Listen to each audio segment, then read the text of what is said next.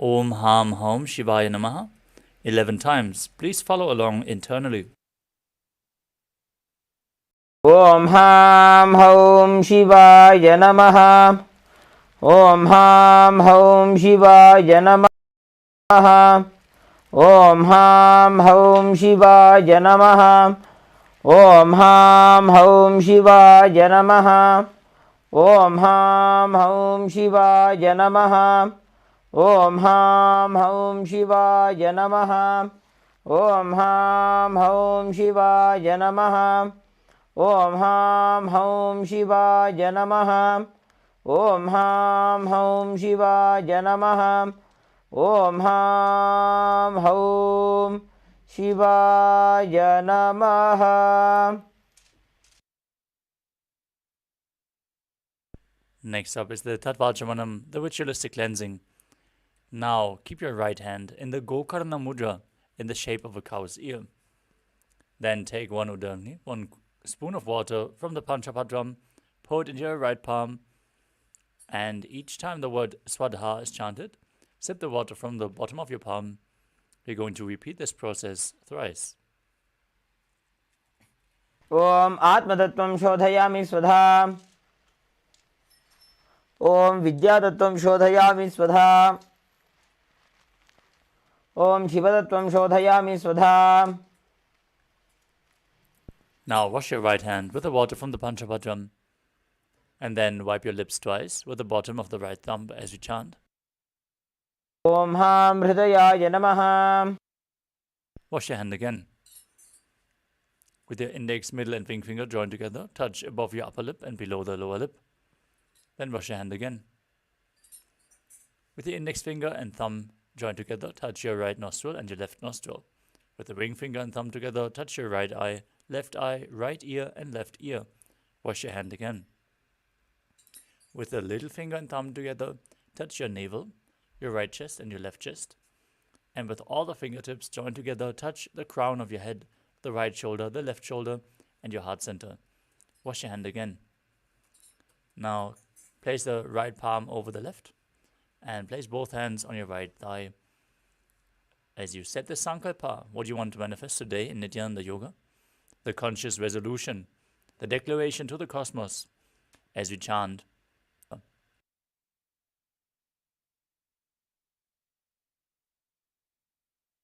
Om Mamo Pata Samasta Duridakshedwara Bhagavat Shri Nithyananda Paramashiva Prityartham Shri Nithyanandeshwari Paramashiva Shakti Sametam Shri Nithyanandeshwara Paramashiva Prityartham Cha Adya Purvokta Evam Guna Visheshanam Vishishthajam Asyam Shubhatithau Purana Arogya Yukta Dridhagatra Yogika Sharira Siddhyartham Paramashiva Shakti Aviskaranaartham Nithyananda Yoga Abhyasam Karishye.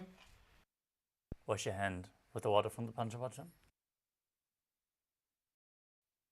Om Apaupasprisya. Now keep your Panchapadram and Udani aside, out of harm's way. And we're going to briefly cover the 12 components of KAILASA's Nithyananda Yoga, preparing you to Paramashivoham, the realization that you are the divine. Experience the cosmic union by entering into the drop as you prepare your physical body through asana postures, aligning your body to Paramashiva, placing your body in the sacred geometry and bringing the strength to your nervous system. The breathing techniques, cleaning your nadis and infusing intense energy into your system as you align your breathing to Paramashiva. Mudra, energy circuits performed with your hands and limbs and other parts of the body, seal the prana into your system and activate certain areas of the body, leading to the formation of the subtle brain grooves, and align your intra-organs like the chakras and intra-organs like third eye and vak to Paramashiva. Next up is bandhas, the energy locks performed by contracting certain muscles and diaphragms within your body, preventing the Kundalini Shakti from flow down and pump it up along the spine all the way to the Brahmarandra, the crown of the head. Bandhas. The bandhas we are going to perform in Nithyananda Yoga are of three kinds. First, the Mula Bandha, the root lock, contracting the perineal floor and pulling it inwards. The Uddiyana Bandha, the stomach lock, contracting your muscles above and below the navel and pulling your stomach muscles up towards the spine. Then the Jalandhara Bandha, the throat lock, as you tuck your chin to the chest, internally lock your throat muscles and prevent the air from flowing up or down. Performed correctly. If you perform all the three bandhas together, they form Mahamudra Bandha. If performed correctly, it will lead to intense Kundalini awakening. Next up is Karana, the sacred dance postures. Karanas have been preserved throughout the temples in India for thousands of years. You can see them moving your limbs in synchronicity, aligned to the movements of the cosmos. You're aligning your moving flow to Paramashiva, creating intense awareness in your body and a subtle breath that increases the prana uptake for each breath you take. Next up is the visualizations. Throughout the asana practice in Nithyananda Yoga, we are projecting certain visualizations for each of the asanas. Hold the visualization that is projected on the screen and see how your yoga practice intensifies as you have the right context for each of the asanas and align your thinking to Paramashiva, activating Mano Shakti, the power of thought. Next up is the japa, the internal repetition of mantras. As you visualize the japa rotating around your throat in a circular motion, you clean your chakra and awaken Vak Shakti, the power of speech, as you align your speech to Paramashiva. The external chanting of mantras, which is done by our acharyas, is holding you in the highest energy space during the yoga practice, protecting your aura by creating the high energy field through chanting the words of Mahadeva himself and giving the right context through the scriptural references of all the asanas.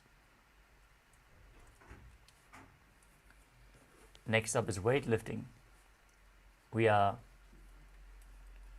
suggesting that you keep weights at the side of your mat and hold them during some of the asanas, intensifying the asana practice and intensely awakening Kundalini Shakti. Since bodybuilding is a spiritual practice, as per the Supreme Pontiff of Hinduism, we advise everyone to use the weights and see the effect. Next up is mandala. In the background you can see of the Shri Yantra, the visual representation of all the gods and goddesses.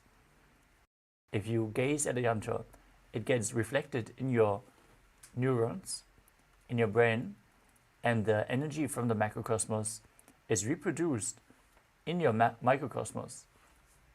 So try to gaze at the yantra intensely, but gently, like you would gaze at a rose. The next component is Abharanam, the traditional Rudraksha jewelry. Wearing Rudrakshas keeps you in a high energy state because Rudrakshas serve as a spiritual battery, holding spiritual energy for a long period of time. So, during your spiritual practice, wear Rudraksha beads at any given time. Finally, we have Aushadha, the sacred alchemy products and plant medicines that infuse prana into your system if ingested or applied on the skin. You can see our acharyas are wearing vibhuti and kumkum. All the male bodies. Once more, please remove your upper cloth and apply the vibhuti in 16 places over your body. Yoga is a Hindu ritual That is why we request all the male bodies, please remove your upper cloth. If you suffer from any specific medical conditions, please take it slow whenever you feel that those will interfere with the yoga practice, and get a second opinion from your doctor if specific asanas are safe to perform for you. Feel free to take any support of any sturdy objects you can hold onto, or a wall you can lean against. If you need a cushion, please keep a pillow ready or roll up a towel that can in getting you ready to perform all the asanas in no time. Now, let us start with the first asana of the sequence. Sit in a comfortable cross-legged position with your head, neck and spine in a straight line. Keep your hands on top of the knees in Bindu Mudra with index fingers and thumbs together. Visualize Lord Shiva in your inner space. Breathe in Samana Kumbhaka, which is breathing deeply into your stomach, and then holding your breath, visualizing a flame being formed in your stomach and rising up your spine. Engage all three bandhas, Mula Bandha, Ujjana Bandha, and Jalandhara Bandha, Mahamudra Bandha, root, stomach, and throat lock, as you internally chant the japa Soham in Sukhasana. तत्सुखासनमित्युक्तम् अशक्तस्तत्समाचरेत् आसनं विजितं येन जितं तेन जगत्त्रयम्. Next up is Parvatasana. Now place your feet on top of opposite thighs in Padmasana as you join your hands together in Anjali Mudra and raise them up above your head. Engage all three bandhas as you visualize yourself as Mount Kailash. अथ वक्षे Mahadev पर्वतासनमङ्गलम्. The next asana is Halipapasana. Now extend your feet away from the body and join the soles of the feet together as you hold your hands behind your back and lean forward and down, placing your forehead on the ground behind the heels. Engage all three bandhas and gaze.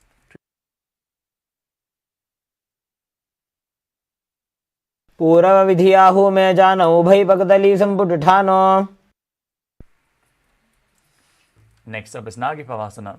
With your legs extended forward, soles together, stretch your arms out in front, cup your palms, place them on the mat in front of the feet as you place your forehead on the ground behind the heels. Gaze to your nose as you engage all three bandhas and visualize yourself as a snake. पूर्वविधिपर्यागाने नीचौहौ विकहूनिभनास्यो लगायि. Next up is Kokilasana. Now hold on to the big toes in Prana Mudra, which is index and middle fingers together, and stretch your legs forward and up, and then cross them into Padmasana. Lean forward and down, place your elbows on the ground as you engage all three bandhas and visualize yourself as a bird. अथान्यदासनं वक्षे yen Sidho भवेन्नरः. Next up is Nithyananda. Now stack your knees and ankles, hold on to opposite elbows, engage all three bandhas and start rotating your arms in a circle. Gaze to your nose, visualize Swamiji, and after some time change the direction of the movement. घोड़ा बामा पातिकी आशमाहिली सोय दक्षचरण गवारलौता परिगुल्भ समोज. The next asana is Gajasana. Now place your hands on the ground, shoulder width apart, and lift your hips up high. Then scoop your head and chest forward and down again and again as you visualize yourself as an elephant. Perform Uddiyana Bandha, the stomach lock, and Mula Bandha, the root lock. न्युब्जं पादाग्रे भूमौ कृत्वा लम्बी भूया मस्तकाग्रे निधाय. Next up is Rikshasana. From the same position, alternate pressing the heel of one foot into the ground while lifting the other heel up. Exchange the position of your feet again and again as you visualize yourself as a bear. Keep Uddiyana Bandha and Mula Bandha engaged. एकैकं पादमाकुञ्च गजासनं कुर्यात् वृक्षासनं भवति. Now rise up onto the tips of the big toes with all other toes raised off the ground if you can. Keep your hands in front of the chest in Hridaya Mudra with index, middle and ring fingers joined together. Visualize Swamiji. Apply Ujjana Bandha and Mula Bandha in Vaishyasana. केशेन पादयुगलं बद्ध्वा तिष्ठेत अधोमुखः. Next up is the Urdhva Janu Karana, the first Karana of the sequence. Place your feet in Arimandi position with the heels together, toes pointing outwards and your knees bent. Bring your hands to the chest with the elbows parallel to the ground. Raise one knee up along the center of your body, following along with the respective hand in a circular motion on both sides again and again.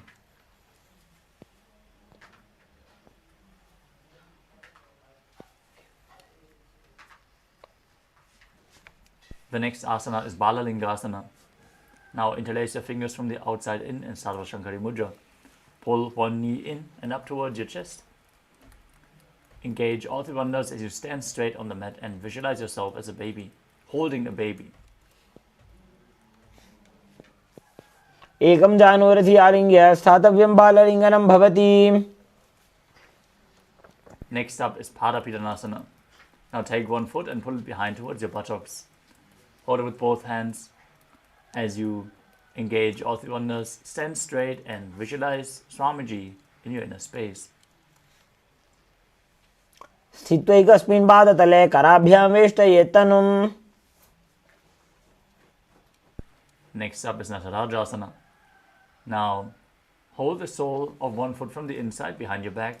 As you extend it back and up, lean forward, extend the opposite arm with the hand in Bindu Mudra, index finger and thumb touching, as you visualize yourself as Lord Nataraja. उत्तानपादं क्रौञ्चं च मरीचिं वीरभद्रकम्. Now as you balance on your other leg, repeat Balalingasana on the other side. Visualize yourself holding a baby. एकं जानुरथि आलिङ्ग्य स्थातव्यं बाललिङ्गनं भवति. Now hold the foot behind your body, pull it towards your buttocks with both hands as you visualize Swamiji in your inner space. स्थित्वैकस्मिन् पादतले कराभ्यां वेष्टयेत् तनुम्. Now hold the sole of the foot from the inside, extend it back and up, lean forward as you visualize yourself performing the cosmic dance as Lord Nataraja. उत्तानपादं क्रौञ्चं च मरीचिं वीरभद्रकम्. Next up is Aditya Chirakanana. From Arimandi position, heels together, toes pointing outwards and the knees bent. Step the right foot behind the left with the heels down and the toes down and the heel up. Keep your left hand at the chest and swing the right arm back and forth like a pendulum. Gracefully move your fingers one by one. Then place the right hand over the nose, uncross your ankles, step the left foot behind and repeat the movement on the other side.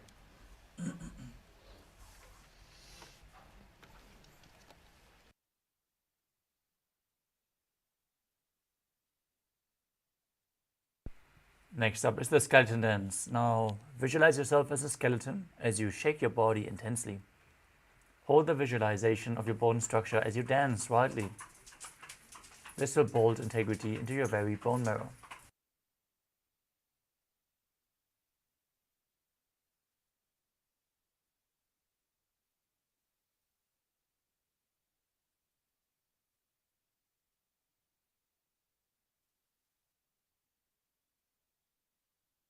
We move on to Katichinakarana. From Arimandi position, raise your arms above your head and cross them with the palms facing backwards.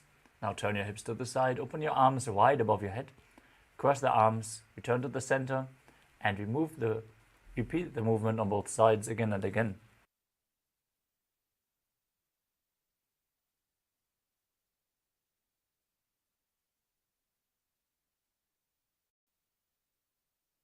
The next asana is Tadasana.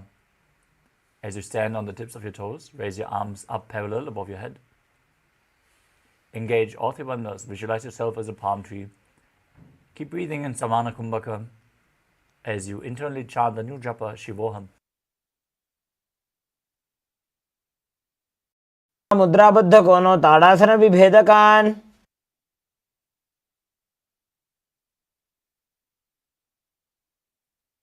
Next up is Uttanasana.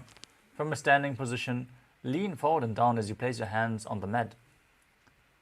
Try to reach down as you bring your head in towards your knees.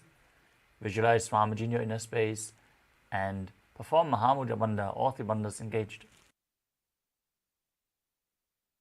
महामुद्राबद्ध कोनो ताड़ासन विभेदकान्.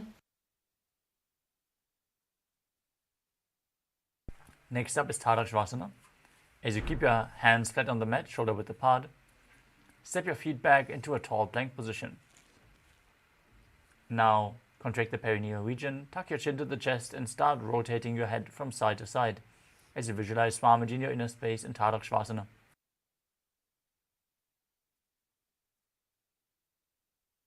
आसनवस्थित्वा मस्तकं वारं वारं दक्षिणकुक्षिं सव्यकुक्षिं नजेत्.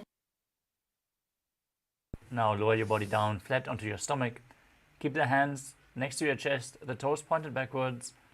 As you visualize yourself as a cobra, lift up your head by the strength of your lower back. Don't push yourself up. As you open up your mouth widely and inhale through your throat in Bhujangani Mudra, perform the Mula Bandha in Bhujangasana.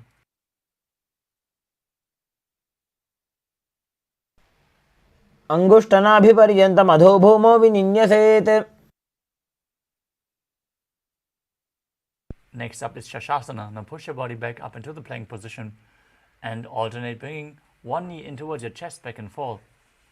Visualize Swamiji in your inner space. Breathe through your nose in Sahadra Kumbhaka, leading the prana along your spine, holding it on and off, being in full control of your breath, irrespective of the movement that your body is performing. Keep control of your breath.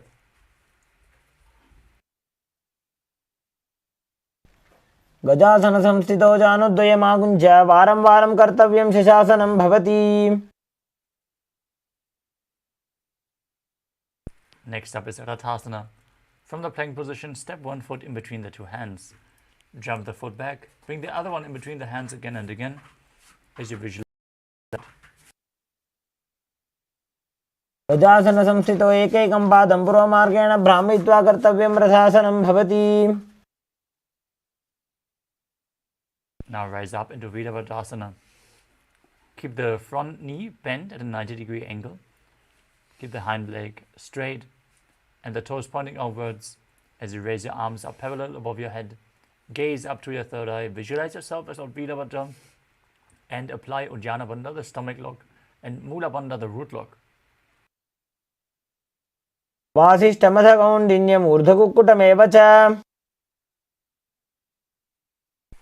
Exchange the position of your feet. Step the other leg forward as you repeat Virabhadrasana on the other side.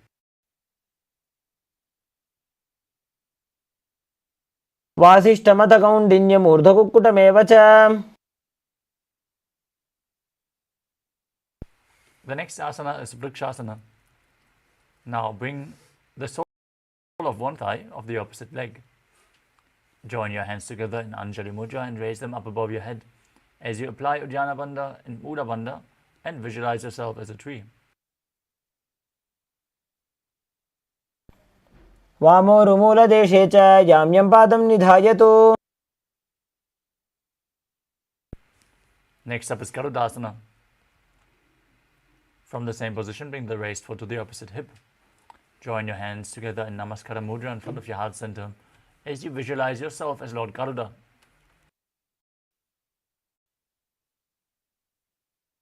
गरुडासनमावक्षे येन ध्यानं स्थिरं भवेत्. Now step the foot down, raise the other foot up and join your hands together above your head as you repeat Vrikshasana, the tree posture on the other side. वामोरुमूलदेशे च जाम्यं पादं निधायतु.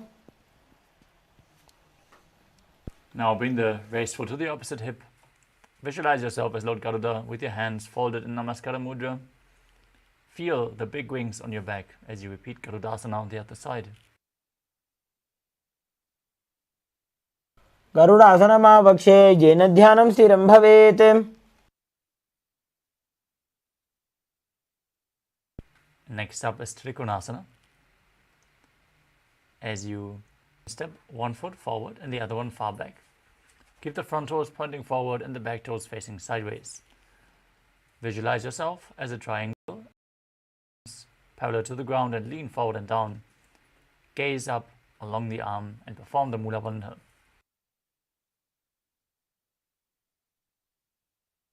उत्तानपादं क्रौञ्चं च मरीचिं वीरभद्रकम्.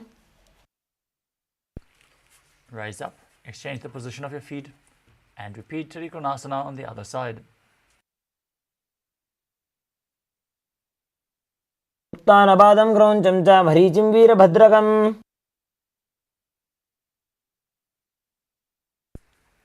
Next up is Nikuttaka Karana.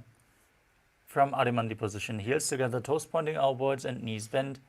Bring your hands to the chest and with the palms facing each other. Then raise one heel off the ground and stomp it down as you raise the other heel off the mat, exchanging the positions of your hands as well.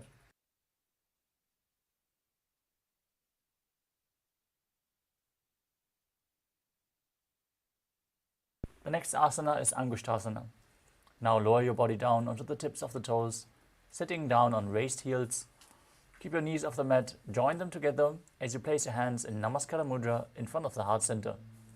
Visualize Swami as you start buzzing like a bee in Brahmari Kumbhaka on the inhalation and exhalation. Perform the Mula Bandha and internally chant the Nur Japa Sadashivoham. बन्धासनमित्याहुः गोरक्षासनमेव च. Next up is Saudasana. Extend one leg forward with the heel down. Keep your hands at the side, palms facing forward in Vara Mudra, with your fingertips just touching the ground. As you visualize Swamiji in your inner space, don't forget to buzz like a bee in Brahmari Kumbhaka. साज्यैकं पादतलं संस्थापित्वैकपादकम्. From Saudasana, lean forward and down. Hold onto the big toe of the front foot as you hold the back heel with the other hand. Visualize Swamiji in your inner space in Vitunanasana.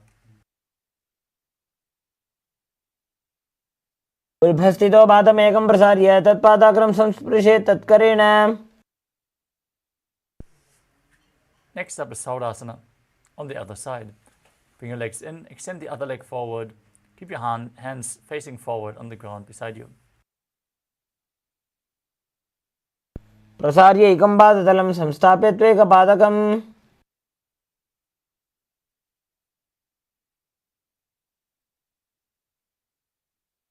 Now repeat Vidunanasana on the other side as you lean forward and down. Hold onto the front big toe and the back heel as you visualize Swamiji in your inner space.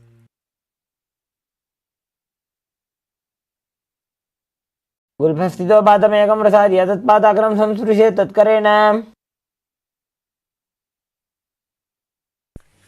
Next up is Brahmajalankushasana. Now bring both feet in and sit on the raised heels as you create a gap between the knees raised off the ground, and place the back of the hands on top of the knees. Tuck your chin to the chest, contract the perineal region as you gaze in between the palms in Shambhavi Mudra with your eyes opened wide, unblinking, actually gazing within eternally as you visualize Swamiji in your inner space.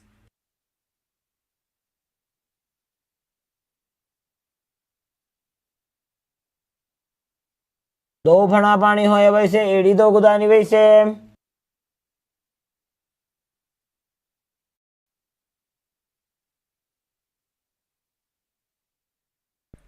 The next asana is Kapilasana. Now keep your knees on the ground, spread wide apart as you sit on the raised heels. Gaze to the tip of your nose as you visualize yourself as Sage Kapila Muni, the founder of Mahanirvani Pita. Perform Uddiyana Bandha and Mula Bandha in Kapilasana. उभय पगतली समटारावे तिनकी माहिली core मिलावे. Next up is Bhattaragodakasana. Maintain the same posture, but shift your gaze to the third eye, your visualization to Swamiji, and the Bandha to the Mula Bandha.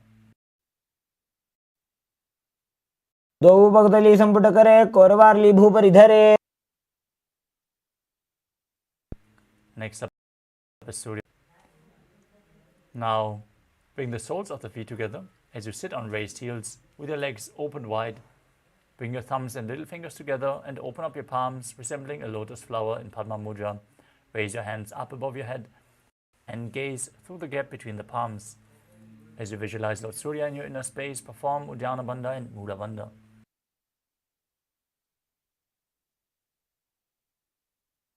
एड़ी दो गुदा त्रियाने फना पानी बैठक पुनिठाने. Next up is Mandukasana. Now, place the top of your feet flat on the ground as you sit on the heels with the knees wide. Keep your hands on the knees. Press the tongue up against the palate of your mouth in Manduki Mudra as you visualize yourself as a frog. Gaze to your third eye. Breathe calmly through your nose in Sahaja Kumbhaka and perform the Mula Bandha in Mandukasana.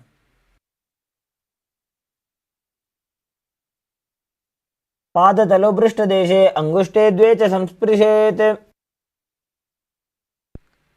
Next up is Uttana Mandukasana. From the same position, bring your hands behind your back, holding onto opposite shoulders. Bring your elbows close to your head. Keep your tongue up against the palate of the mouth. Gaze to your third eye. Visualize yourself as a frog as you perform Uddiyana Bandha, the stomach lock, and Mula Bandha, the root lock. मंडूकासन मध्यस्थं कूर्पराभ्यां धृतं शिरः. Next up is Simhasana. As you cross your ankles and sit on your feet, place your hands on the knees. Visualize yourself as a lion as you open your mouth wide, extend your tongue out, and exhale forcefully again and again, gazing at the tip of your nose.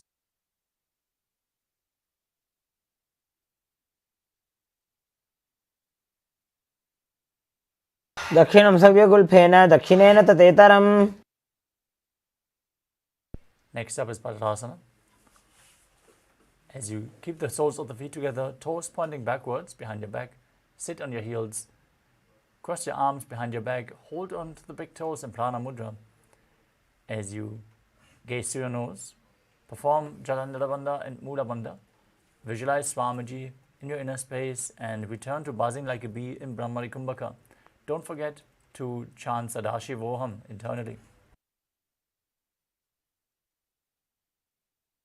गुल्भौ च वृषणस्याधो सीवन्त्याः पार्श्वयोः क्षिपेत्. Next up is Kakabushundi Asana. As you squat with the feet flat on the mat, open your knees wide, bring your arms in and around the raised knees, and interlock your fingers behind your back if you can. Push your torso in between your legs as you try to reach for your arms behind your back. Gaze to the nose and visualize yourself as a crow.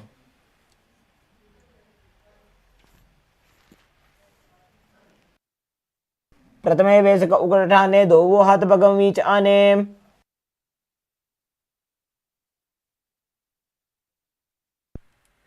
Next up is Kani Pavasana. As you place your hands flat on the mat in front of you, shoulder width apart. Bring your elbows onto your arms towards your armpits. Lean forward, find balance, and lift your feet off the mat. Balance on your arms as you visualize Swamiji in your inner space. आसन को गुण आशीषता होई तो आछी होई. The next asana is Kapali Asana, the first inverted posture of the sequence. If you suffer from any upper back or neck injuries, please take it slow with this asana or any inverted asanas in that regard. If you feel you need some stability, lean against a wall, or if you have a partner available, they can aid you in performing the inverted postures. Now, place your hands on the mat, shoulder width apart. Place your crown of the head onto the mat as well, forming a triangle. Keep the elbows on the arms, then bring your hips above the shoulders and straighten your legs up. Gaze to your nose as you visualize Swamiji in your inner space and perform the Mula Bandha. शीशा धरती टेगी भगदो मिलवाऊ चाकू करे. Next up is Parshvamayurasana. As you squat on your toes, place your hands to the side, shoulder width apart, align one knee and one hip, with the elbows as you lean forward, find balance and lift your legs off the mat. Balance on your arms as you extend the legs to the side. Gaze to your third eye and visualize yourself as a peacock as you start breathing in Rechaka Kumbhaka, exhaling fully and then holding your breath in Paramashivoham. मयूरं दण्डवत् कुर्यान् मायूरं दण्डनामकम्.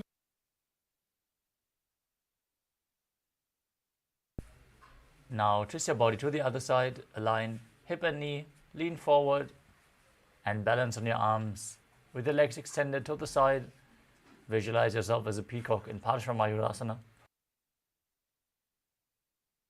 मयूरं दण्डवत् कुर्यान् मायूरं दण्डनामकम्. Next up is Bhairaganatha. As you place your hands flat on the mat and step your feet back into Tadakshvasana, the plank position. Step one foot outside the shoulder in between the two hands. Gaze to your third eye. Contract the perineal region, push your hips forward and down. Open up the hip joints as you visualize yourself as Lord Kala Bhairava. Keep breathing in Rechaka Kumbhaka.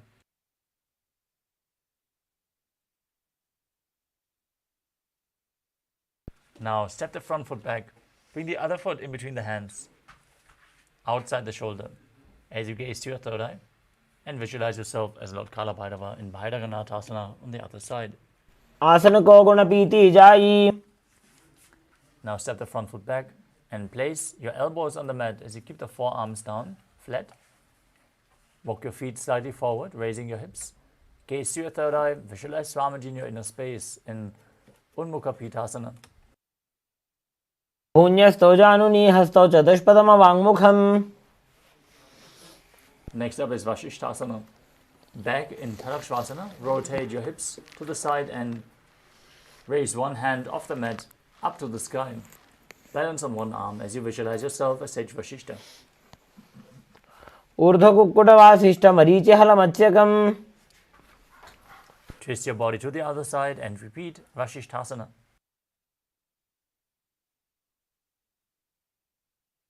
ऊर्ध्वकुक्कुटवासिष्ठमरीचिहलमत्स्यकम्.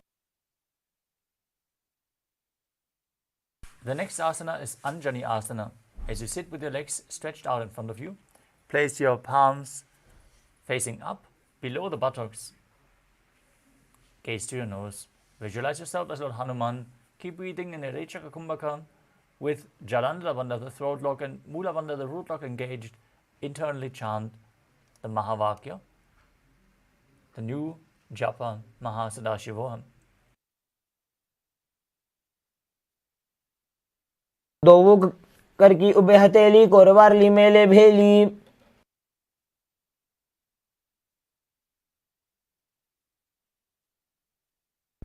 In Paschimottanasana, bend forward from the waist as you hold on to the big toes in Prana Mudra with index and middle fingers.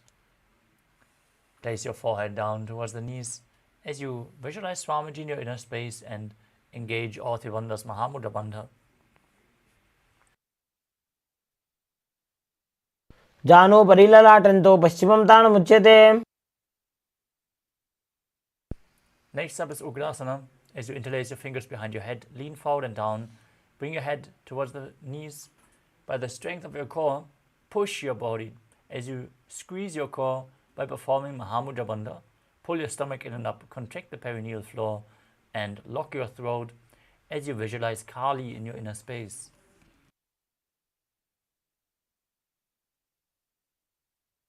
पाणिभ्यां दृढं धृत्वा जानो परिशिरोऽन्यसेत्. Next up is Marichi Asana. As you sit with your legs extended, bring one heel towards the groin with the knee raised. Bring your arm in and around the raised knee. Interlock your fingers behind your back and lean your head down towards the knee. As you visualize yourself as Sage Marichi, perform Mula Bandha as you do so.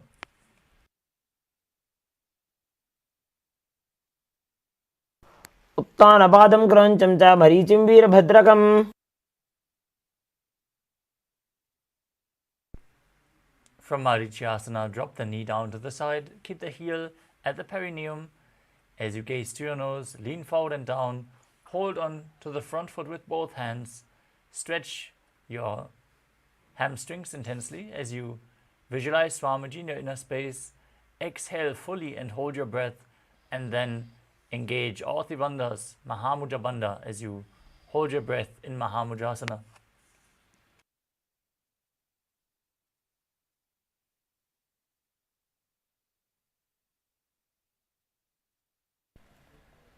महामुद्रां प्रवक्ष्यामि तन्त्रेऽस्मिन् मम वल्लभे. Now bring the other heel in towards the groin with the knee raised. Extend the opposite leg straight. Lean forward, interlock your fingers behind your back as you repeat Marichi Asana on the other side.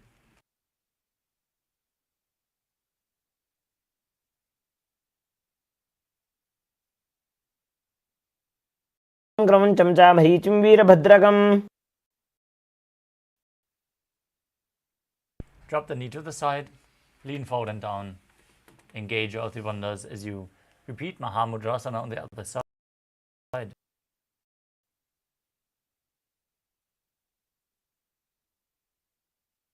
महामुद्रां प्रवक्ष्यामि तन्त्रेऽस्मिन् मम वल्लभे. The next asana is Bhadrasana. Now join your feet together in front of your body. Hold the feet as you push your knees down towards the ground by the strength of your groin. As you gaze to your third eye, visualize Swamiji in your inner space and perform the Mula Bandha in Bhadrasana.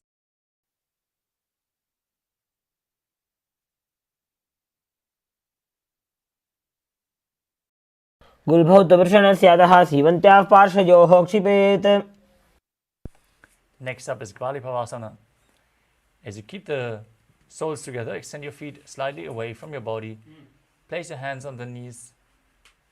As you gaze to your nose, tuck your chin to the chest, contract the perineal region, and visualize Swamiji in your inner space. Charpat चौक का ख्यो सोजी वाही विधि जो कीजिए sooji. The next asana is Joni Asana. As you keep the soles of the feet together, close to your perineum, hold the feet and place your head down towards the feet. As you gaze to your nose and visualize Yoni Mandala, the visual representation of Devi Paramashiva Shakti. You can see Yoni Mandala projected on the screen in the top right corner.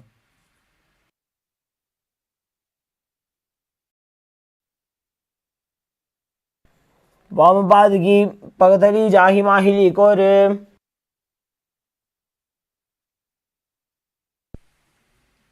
Next up is Midaki Pavasana. With the soles of the feet together, heels together and toes apart. Stretch your arms out to the side and lean forward and down as you place your foot on the ground behind the heels and the palms down on the ground far to the side.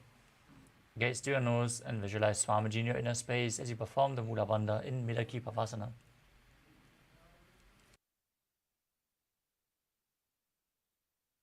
पूरब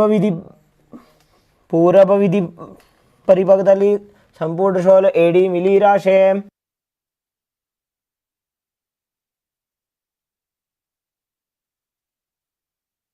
Next up is Siddha Samadhi Asana.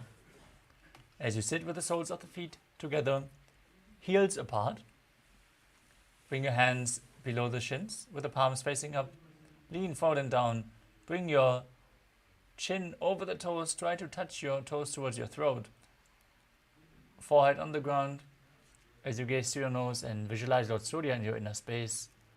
Perform the Mula Bandha and chanting Mahasadashivoham internally.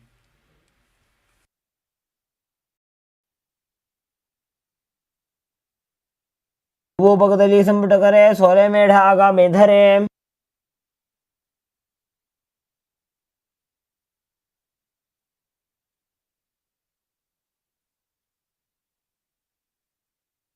Next up is Chinaki Pavasana.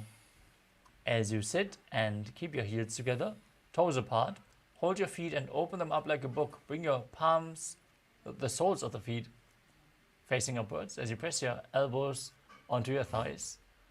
Gaze towards your nose, visualize Swamiji in your inner space and perform the Mula Bandha.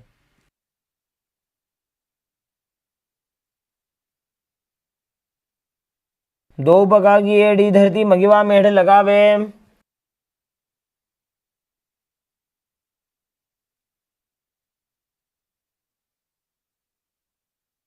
Next up is Chadapata Chokasana. As you keep the soles of the feet together with the heels close to your perineum, place your hands on the knees and gently push them down towards the mat. Gaze to your third eye as you visualize Swamiji in your inner space and perform Uddiyana Bandha and Mula Bandha.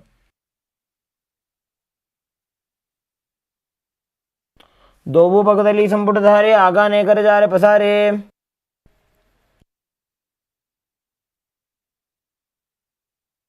The next asana is Bhairavasana.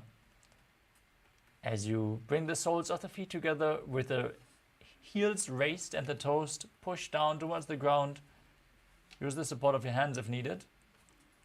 Twist your legs intensely as you bring your knees towards the ground and the hands on top of the knees in Bindu Mudra. Gaze to your third eye. Perform Uddiyana Bandha, the stomach lock, and Mula Bandha, the root lock, as you visualize yourself as Lord Kala Bhairava. Performing the Mula Bandha in this asana will protect your groin and open up the possibility to twist your legs even further in Bhairavasana. गुल्भौ संपीड्य चान्योन्यं व्युत्क्रमेणोत्थितं शनैः। Next up is Samanasana. Now press your heel against the perineum and lift the sole of the other foot against your chest with both hands. Gaze towards your third eye. Visualize Swamiji in your inner space. Perform the Mula Bandha. समानासनमावक्षे सिद्धमन्त्रादि साधनात्। Next up is Apanasana. Now place one leg over top of the respective shoulder. As you extend the other leg forward, gaze to your third eye as you visualize Swamiji in your inner space and perform the Mula Bandha. केवलं पादमेकं च स्कन्धे चारोप्येत् ततः।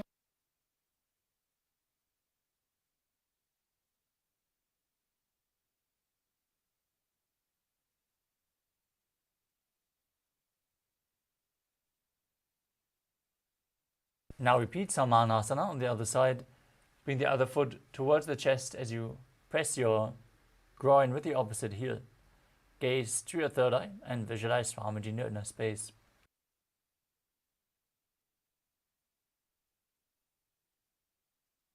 समानासनमावक्षे सिद्धमन्त्रादि साधनात्।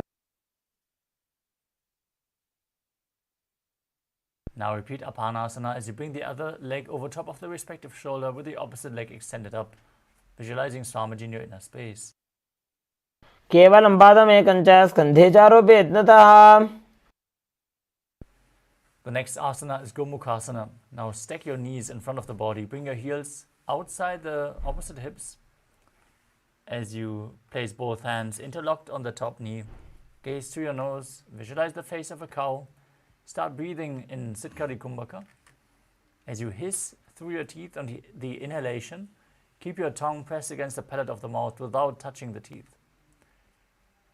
Now chant the japa Om Nithyanandoham internally. सव्ये दक्षिणगुल्भं तो पृष्ठपार्श्वे नियोजयेत्। Next up is Anasuyasana. As you hold the big toes in Prana Mudra with index and middle fingers, gaze to your nose and visualize yourself as Rishika Anasuya as you apply Uddiyana Bandha and Mula Bandha.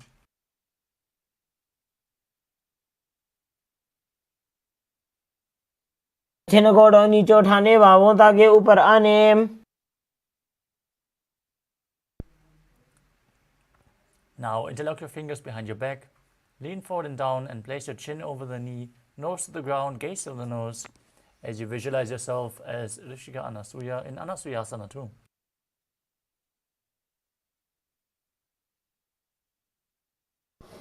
जीमना गोदा की संधि उपरिड़ा वागोड़ा की संधि। Next up is Garudasana too. Now press your perineum with one heel and keep the other foot flat in front with the knee raised towards your chest. Place your hands on respective knees, gaze to your nose as you visualize yourself as Lord Garuda in Garudasana too.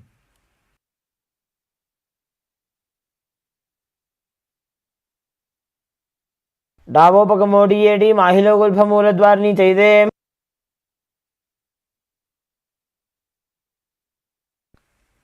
Next up is Narudasana. From Garudasana 2, raise your perineum onto the heel. Interlock your fingers behind your neck in Parashamudra and twist your elbows outside the raised knee as you gaze to your third eye and visualize yourself as Sage Narada in Narudasana.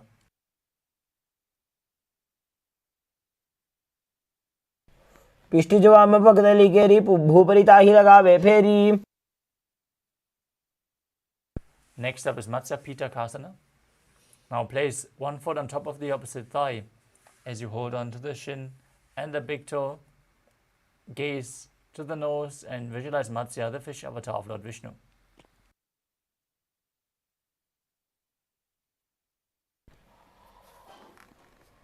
Women वामाङ्गुष्ठं तु गृहीतमस्य पीठकम्.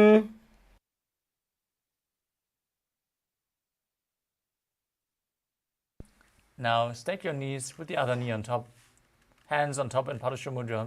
Visualize the face of a cow and don't forget to breathe and sit Karikumbhaka, hissing without your tongue touching the teeth.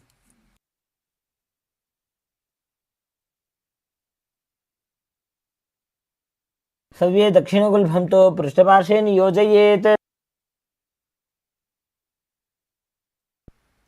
Now repeat Anasuyasana. Hold the big toes in Prana Mudra as you visualize yourself as a Rishika Anasuya.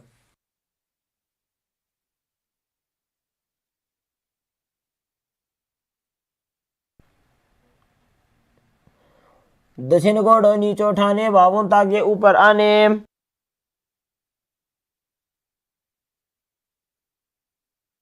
Now interlock your fingers behind your back. Lean forward and down. Chin over the knee, nose to the ground in Anasuyasana too.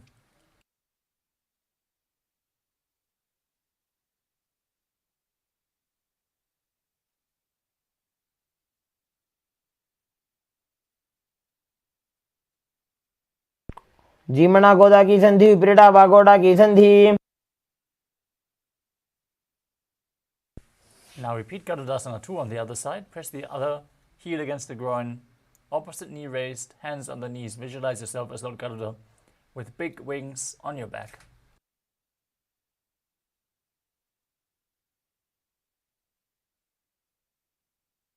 డావోపకమోడియేడి మాహిలో గుల్ఫమూలద్వారిని చైదే.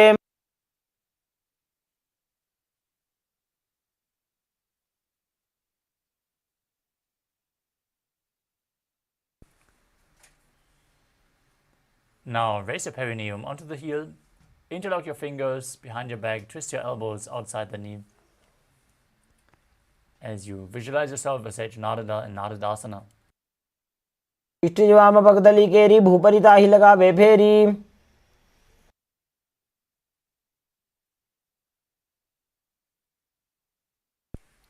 Now repeat Matsya Pitakasana on the other side as you place the other foot on the opposite hip and hold on to the big toe in Prana Mudra and the shin. Gaze to your nose. Visualize Matsya, the fish avatar of Lord Vishnu. वामाङ्गुष्ठं तु गृहीतमस्य पीठकम्.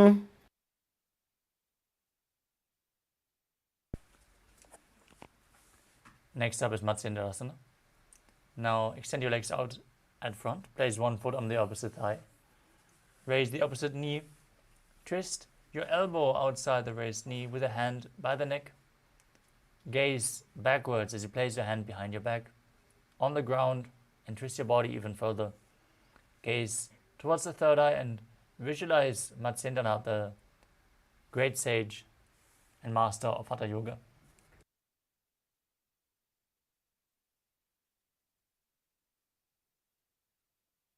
उदरं पश्चिमाभासं कृत्वा तिष्ठति यत्नतः. Next up is Kopasana. From Matsyendrasana, extend your front arm down to the big toe. Hold onto the big toe in Prana Mudra. As you place the other hand on your ear, gaze to your third eye and visualize yourself as a camel.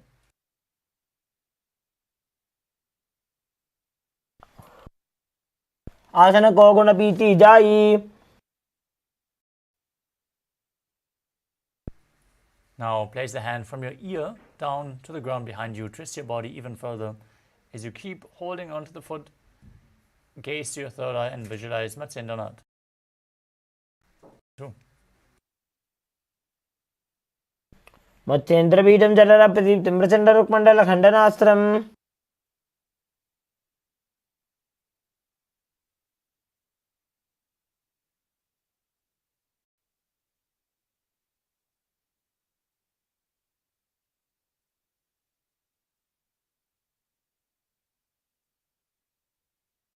Next up is Matsyendrasana on the other side. Now stretch your legs out and front, place the other foot on the opposite thigh. Twist your body around the raised knee with a hand by the neck, visualizing Matsyendranath.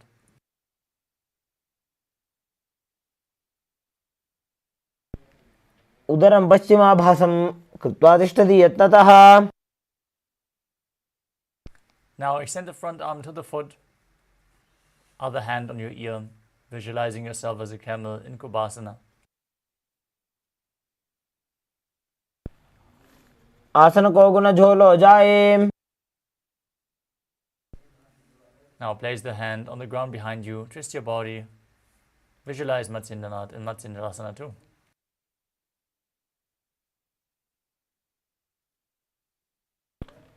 मत्स्येन्द्रपीठं जलरप्रदीप्तिं प्रचण्डरुक्मण्डलखण्डनास्त्रम्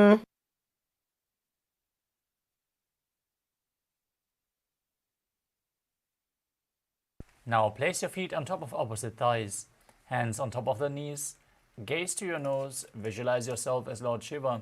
Breathe in Sitali Kumbhaka. Now press your tongue against the teeth as you inhale, through the teeth, hissing, as you perform Mahamudravanda, and internally chant the new japa, Om Nithyananda Mahasadashivoham in Padmasana. आसनं द्विधं प्रोक्तं पद्मं वज्रासनं तथा Now cross your arms in front of the body and hold on to the big toes as you gaze to your nose and visualize yourself as Goddess Parvati, the consort of Lord Shiva. Still breathing in Sitali Kumbhaka, hissing through your teeth with the tongue pressed against them as you perform the Mula Bandha in Padmasana too. उत्तानौ चरणौ कृत्वा ऊरु संस्थौ प्रयत्नतः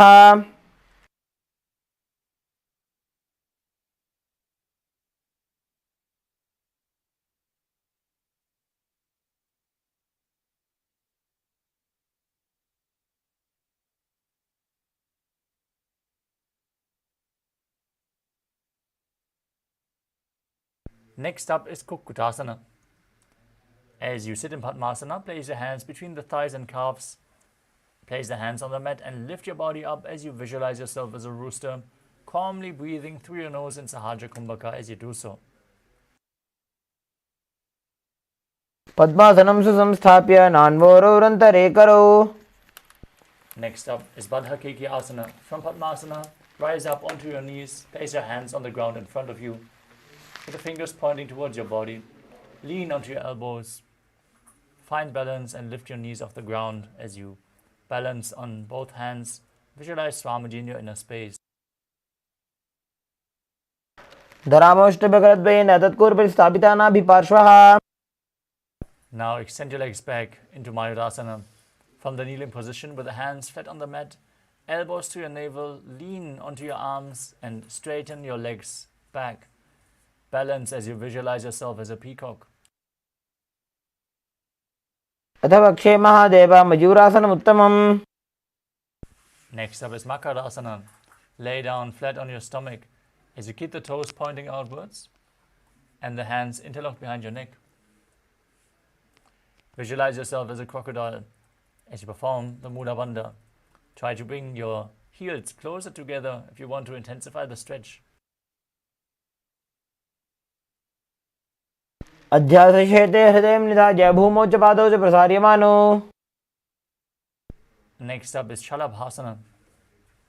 As you lay flat on your stomach, keep your hands next to your chest and raise your entire legs off the ground by the strength of your lower back. Visualize yourself as a locust as you perform the Mula Bandha. Tightly engage the perineal floor.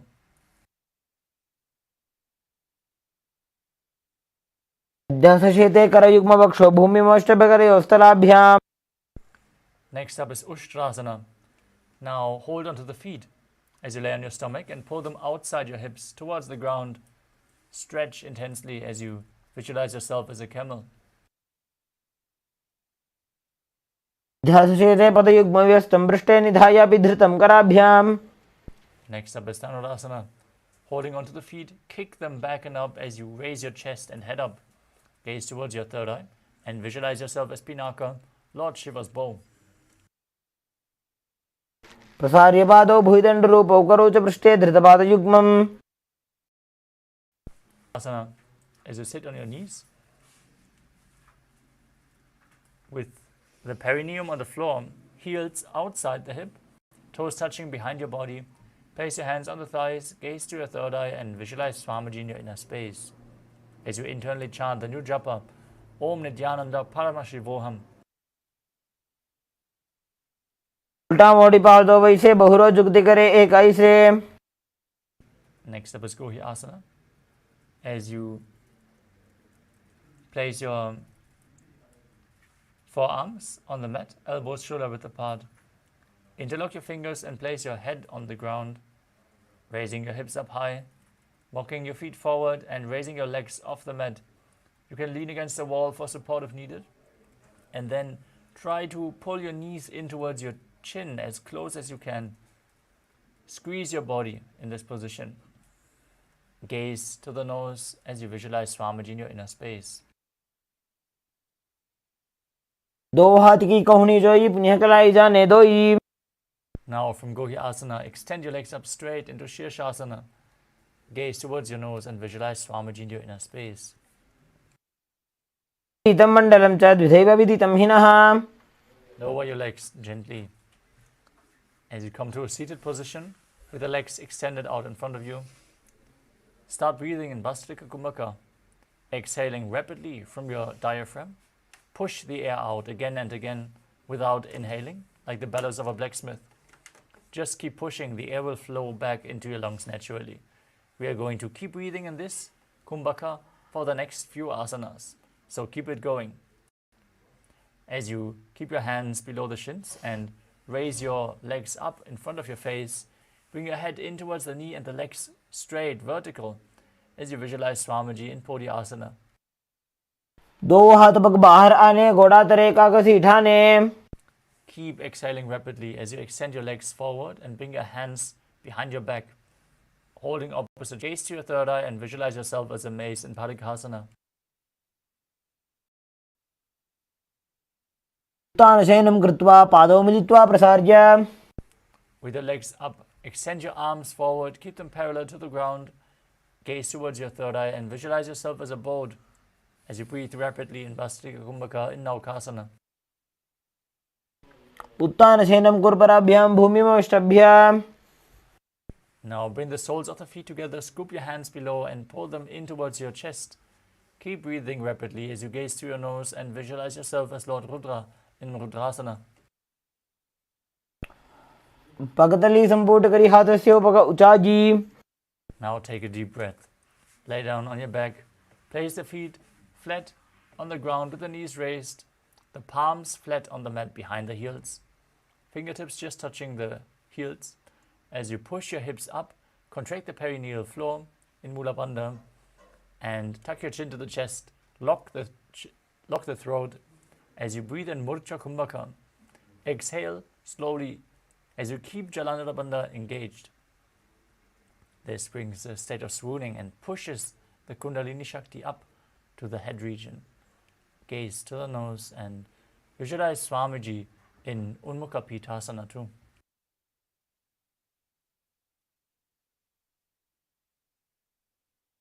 ऊर्ध्वे च जानुनी कृत्वा शवित्वोर्ध्वमुखं तथा. Now lay down flat on your back. Extend your legs. Keep your hands at the side of your hips with the palms facing up. Visualize your body is dead and Swamiji is liberating you as you perform the Shakti Chala Mudra. Pulling the Kundalini Shakti up along your spine all the way to the Sahasrara Chakra. Internally, chant the Mahavakya Om Nithyananda Paramashivoham in Shivasana. उत्तानं शभवद्भूमौ शयनं तु शवासनम्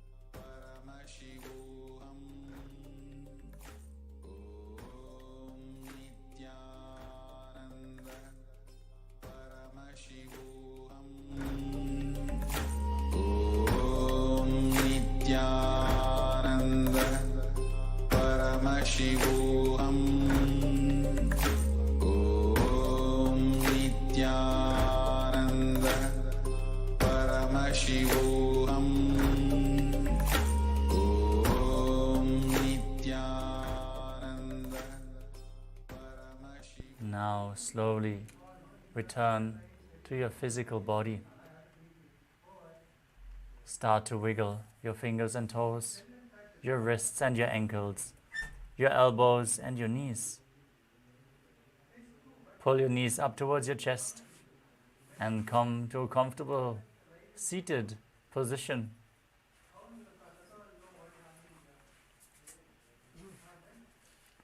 Congratulations, you completed the first 108 asanas of the sequence, the Pratama Vinyasa Krama.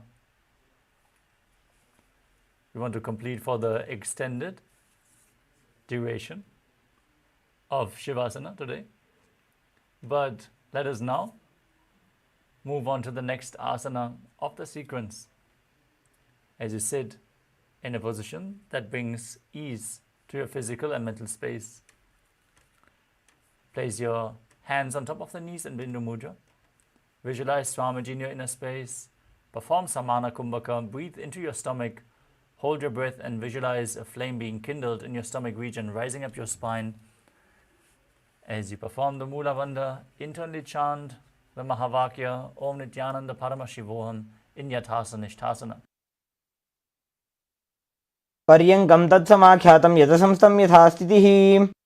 Next up is Samasana. Now sit in a cross-legged position with your hands on the knees in Bindu Mudra. Inhale and exhale deeply and hold your breath after each inhalation as you visualize Swamiji in your inner space. इदानीं गर्भिणीनां योगाभ्यासो यथा लघु. Next up is Muktasana. Now place the left foot against the genital region and place the right foot over top as you keep your hands on the knees. Gaze to your nose and visualize yourself as a sage liberated by the Supreme Pontiff of Hinduism. निपीड्य सीमिनीं सूक्ष्मां दक्षिणेतरगुल्पतः.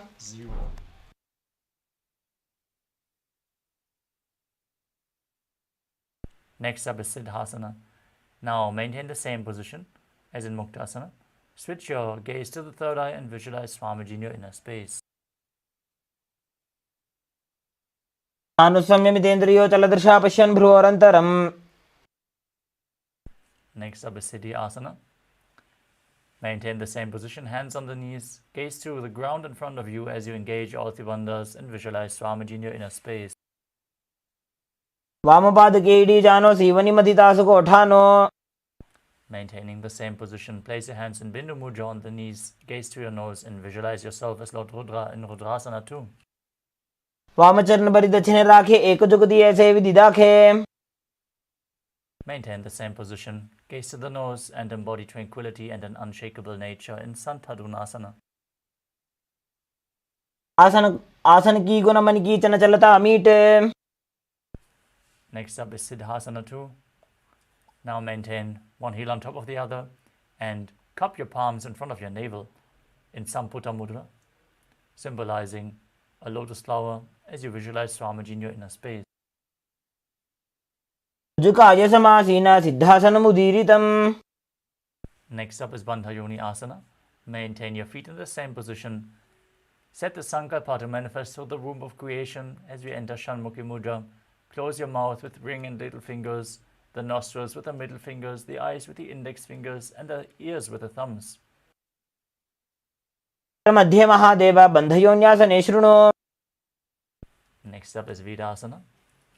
As you place one foot on the opposite thigh and the other foot below the opposite thigh, place your hands on top of the knees in Bindu Mudra and embody the state and space of bravery, Vida. एकं पादमथैकस्मिन् विन्यस्योरुणि संस्थितः.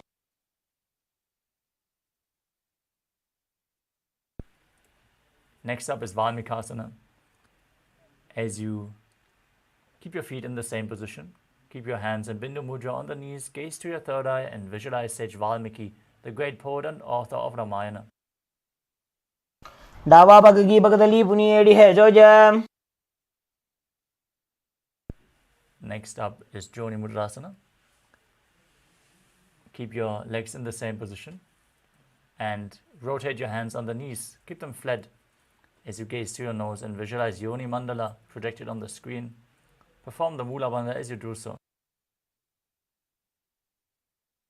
वामपाद की बगदली जाहि माहिली core.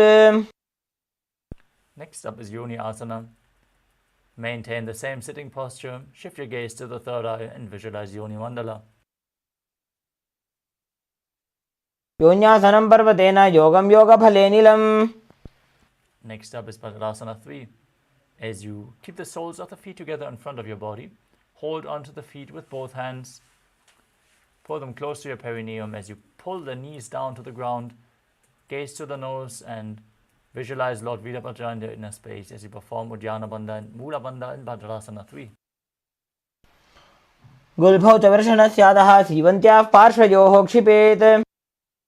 In Aghodasana, you keep the heels against the groin, cover your mouth with the right hand, and close the left nostril as you inhale through the right. Hold your breath by closing both nostrils and exhale through the left, then changing the positions. Keep your tongue up in Kechari Mudra, raising it up towards your third eye or press it against the palate of your mouth, depending how far you can go back with your tongue. As you gaze to the third eye and visualize yourself as an Aghori performing Abhyantara Kumbhaka. पूर्व कहो विश्रिका जोई वाही विधि जो कीजे सोई. Next up is Kanari Pavasana. Now bring the feet together in front of your body. Keep the toes together and the heels apart. Place your elbows on the heels. Gaze to your nose. Exhale, hold your breath. Perform Uddiyana Bandha and Mula Bandha as you visualize yourself as a female elephant drinking water. ग्वाली पावा आसन कक्यो है जैसे Yahoo में जाने विधिते से. Next up is Padasana. Now sit with your knees raised, arms between the thighs and calves. Interlace your fingers in Parasha Mudra as you lift your feet off the mat. Gaze to your nose and visualize Swamiji in your inner space in Padasana. तोर्ध्वम्रे च यद्वायुं मृदुनिश्वास संयुतम्. Next up is Gopi Chandasana. Now interlace your fingers around the feet with the soles together. Pull your toes to the groove of your throat and your heels to the chest. Keep your chin on the hands. Gaze to your nose and embody the state and space of a king. पूर्व विधिपगा का अंगूठा कंठ को पराशे. Next up is Uddarasana. Now scoop the hands below the feet and hold the feet with interlocked fingers as you pull them up towards your chest and place your chin on the hands. Visualize your body free from any defects as you gaze to the nose in Uddarasana. दोबू बगदली संपुटटाने उभय हस्तकरी उरदहिताने. Now raise your feet even higher. Bring your interlocked fingers in front of the forehead as you visualize yourself excelling in everything in Vishishthasana. दोबू बगदली जोड़ी संपुट करे. Now lift both legs over top of the respective shoulders. Bring your arms in and around, interlacing your fingers around the back of your neck. Visualize yourself as a cobra as you perform the Mula Bandha in Bhujasana. शिरासनं तो विज्ञेयं कक्षासनमतः परम्. From the same position, hold your fingers behind your back. Bring your arms around and interlock your fingers as you gaze to the nose and visualize yourself as a beautiful, auspicious goddess in Kalyanasana. दो हाथ बगों च आने तिनको गोड़ा नीचे ठाने. Now stack your knees as you keep the top of the left foot on the mat and sit on the left heel. Place your hands on opposite knees. Gaze in Vaishnavi Mudra. Eyes open but not focusing on any of the external objects. Only focus on the object within. As you visualize yourself as an elegant swan, start breathing in Ujjayi Pranayama. Make an ocean-like sound with your mouth as you inhale. Don't forget to chant the Mahavakya Om Nithyananda Paramashivoham as you perform Sankatasana. वामपादं जितेर मूलं संन्यस्य धरणीतले. Now slide the left heel outside the hip. Sit down on the ground with the knees stacked, hands on the top knee. Visualize a cow in your inner space and perform Uddiyana Bandha and Mula Bandha, stomach lock and root lock in Dhenukasana. अनुषागी Nagar पंचडं वृषीलिन्दकल्यम्नि. Now place the right foot on the left thigh and the left foot on the right knee. Bring the left hand behind your back and try to reach for the opposite thigh as you twist your body, placing the other hand on the opposite thigh as well. Once you catch hold, pull and push, twisting your spine even further in a controlled manner. Gaze to your third eye and visualize Swamiji in your inner space in Machandrasana. वामजंग प्रदक्षिणटाने वामहस्तपिष्टी दिशाने. Untwist your spine. Hold onto the big toes of the feet with your hands in prana mudra. As you lean forward and down, placing your forehead on the ground, visualizing Swamiji in your inner space in Machandrasana. प्रथमजी मनो चरणजुजोयी वामजंग परिराखे सोयी. Machandrasana 2. We move on to the next asana. As you keep your legs in the same position, interlock your fingers, place them on the top knee, engage all three bandhas, Mahamudra Bandha. As you visualize Swamiji, your guru, in your inner space in Guru Asana. ऊर्मूले इतरपादस्य कनिष्ठिका प्रदेशगुल्भं संस्थाप्य. Now place the top of the right foot on the ground and sit on the right heel as you stack the left knee over top. Hands holding onto opposite knees, visualizing yourself as an elegant swan in Sankatasana on the other side. वामपादं चितेर्मूलं संन्यस्य धरणीतले. Keep making an ocean-like sound as you keep the heel outside the hip, sit on the ground and visualize a cow in Dhenukasana on the other side. अनुषागी Nagar पंचडं वृषीलिन्दगल्यम्नि. Now repeat Machandrasana on the other side as you place the left foot on the right thigh and the right foot on the left knee. Bring the right hand behind, hold onto opposite thighs, pull and push your spine as you twist it, gazing to your third eye. वामजंग प्रदक्षिणटाने वामहस्तपिष्टी दिशाने. Now untwist, hold onto the feet, lean forward and down as you visualize Swamiji in Machandrasana 2. प्रथमजी मनो चरणजुजोयी वामजंग परिराखे सोयी. Now interlock your fingers, place them on the top knee, engage all three bandhas and visualize your guru in Guru Asana on the other side. ऊर्मूले इतरपादस्य कनिष्ठिका प्रदेशगुल्भं संस्थाप्य. Next up is Parshasana. As you place the soles of the feet flat on the mat, hold on to opposite knees and pull them in, squeeze them against your chest. As you gaze to your third eye, keep your tongue up against the top of the mouth or even higher in Kechari Mudra, visualizing Swamiji in your inner space. पादतले भूमो निधाय जानं निवृत्ति निधाय. In Bodha Shukasana, you hold onto opposite wrists and pull them against your knees. As you gaze to the nose and visualize being in an abode of bliss as you keep your chin down on the knees. दो भगदली भूपरिधरे कोरमाहिलिये शेखरे. Next up is Kudakatasana. Now bring your arms below the knees, below the legs, and hold onto opposite elbows. Then pull your knees back in. Gaze to the nose and visualize Swamiji in your inner space. दो हाथ पग बाहर ल्यावे टहरावे. Still holding on to opposite elbows below your knees. Right ankle over the left and keep the toes pointing up as you gaze towards your nose and visualize the great sage and Maharishi Sumati in Sumati Asana. मूलद्वारी धरती पर इठाने डावा पग परिध जपदाने. Now extend your legs straight, toes pointing up. Interlock your fingers, straighten them up above your head with the wrists pointing outwards. Gaze through your nose as you engage all three bandhas, Mula Bandha, Ujjana Bandha and Jalandhara Bandha, all three engaged in Mahamudra Bandha in Dandasana. इदानीं गर्भिणीनां योगाभ्यासो यथा लघु. Now straight, lean forward and down, hold onto the big toes as you bring your head as low as you can and inhale through one nostril and exhale through the other alternatingly, cleaning your Ida and Pingala, your main nadis to the left and right, as you alternatingly breathe without using the support of your fingers in Nadi Shodhana. Visualize Swamiji in Arambhasana.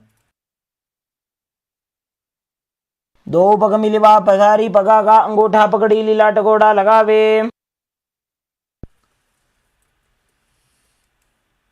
The next asana is Pidokasana. As you sit with your legs straight, slightly raise the knees and keep a gap between the heels. As you lean forward, bring your arms below the shins and hold onto the ankles of the feet from the outside. As you bring your head as low as you can, Gaze to your third eye, visualize Swamiji, and perform the Mula Bandha in Bhidukasana. प्रथम बैसी दो पाव पसारी कछुक ऊर्ध को कुरडो डारे. The next asana is Jalandhari Pavasana. As you keep the soles of the feet together, slightly extended away from the body, bring your hands below the shins with the palms facing up, bringing your forehead round bring your head to the feet with your chin touching the heels. Gaze to the nose and visualize Swamiji in your inner space. दो एड़ी mail के दीजिए हाथ पसारी. Next up is Urdhva Paschimottanasana. As you keep your legs extended forward, raise one leg behind your neck. If you can't bring your feet behind your neck, don't worry, you can either bring them over your shoulder, you can pull them towards your chest, you can just cross them over your knee and then lean forward and down. Hold onto the front foot with both hands. As you bring your head down, visualize Swamiji in your inner space and breathe in Pratyahara Kumbhaka. Lead up along your body through 9 points as revealed by Mahadeva himself, starting from the soles of the feet. The prana moves up to the genital region, to the navel region, to the heart region, to the throat, to the uvula, the top of the mouth, then all the way to the third eye, the top of the forehead, piercing the Brahmarandha, the crown of your head, flowing up and up and up higher in Pratyahara Kumbhaka. Perform the Mula Bandha. Prevent the Kundalini Shakti from flowing out of the Muladhara. As you internally chant the Mahavakya, Om Nithyananda Paramashivoham. पश्चिमतानवत् संस्थितिं कृत्वा एकं पादं ग्रीवायां धृत्वा तिष्ठेत्. From Urdhva Paschimottanasana, lay back on your back with it. Hold on to the foot with the opposite hand. As you straighten your spine in Anantasana, gazing to the nose and visualizing yourself as being endless, infinite, unending, eternal. Keep performing the Pratyahara Pranayama. उत्तानशयने एकं पायिग्रीवायां विन्यस्य. Now, from onto the side of the hand, holding onto the foot, you gaze to your nose and feel in complete in Ankushasana. उत्तानशयित एकैकं पादं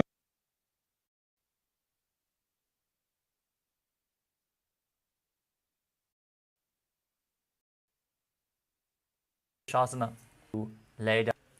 Hold your opposite knees with your hands and pull them close towards your chest as you rock your body from side to side. Roll around. Relax your spine after this intense sequence of asanas. उत्तानशयनं जानुनि हृदयवष्टम्भ.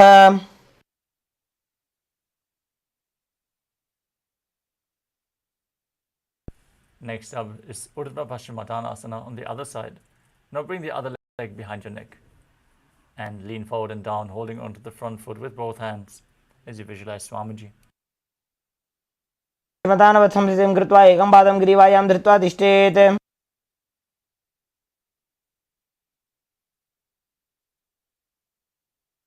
Now repeat Anantasana on the other side as you straighten your spine, hold onto the foot and visualize yourself as being unending. उत्तानशयने एकैकं पायिग्रीवायां विन्यस्य. Now roll onto the side in Ankushasana, feeling in complete control as you gaze to your nose.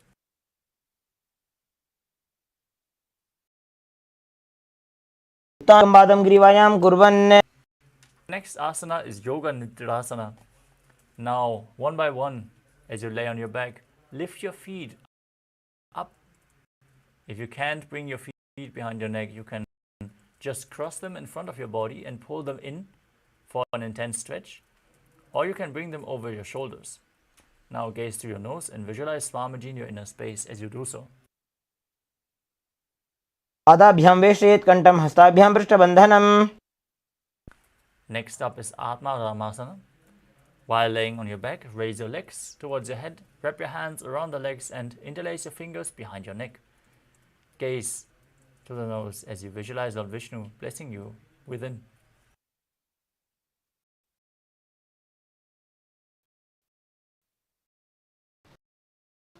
Atma Rama Ave. Next up is Kochik. Now lay on your back and extend your arms out to the side as you pull your knees in towards your chest with the soles of the feet pointing up towards the sky. Gaze to realize Swamiji in your inner space and focus on the upward flowing prana in Pratyahara. Follow along with the 9 points of your body.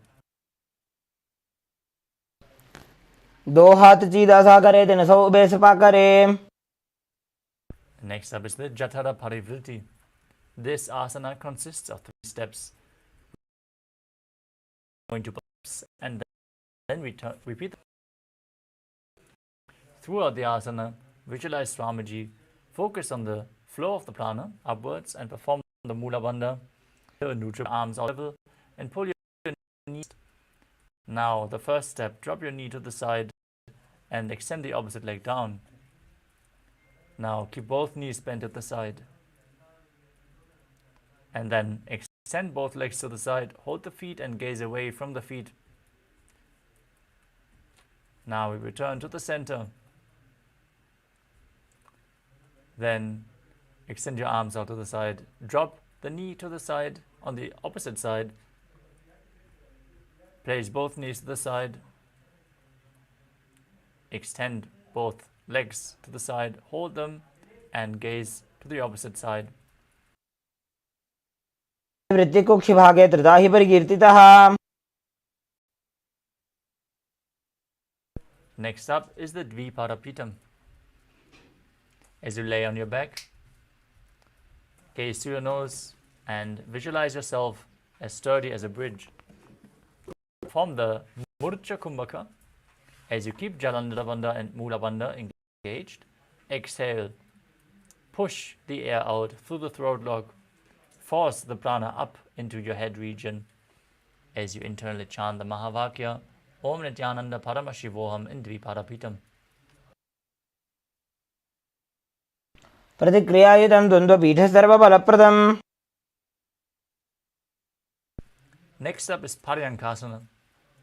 As you lay on your back, place your feet flat on the mat, bring your arms over your head and place the hands flat on the mat as well with the fingers pointing towards your feet. And then lift your entire body off the mat as you visualize yourself as sturdy as stone furniture. Breathe calmly through your nose in Sahaja Kumbhaka and perform the Mula Bandha. उत्तानशयन हस्ततलाभ्यां भूमिमष्टभ्याम्. Lay back down on your back. Pull your knees in towards your chest and place your hands on the respective shoulders.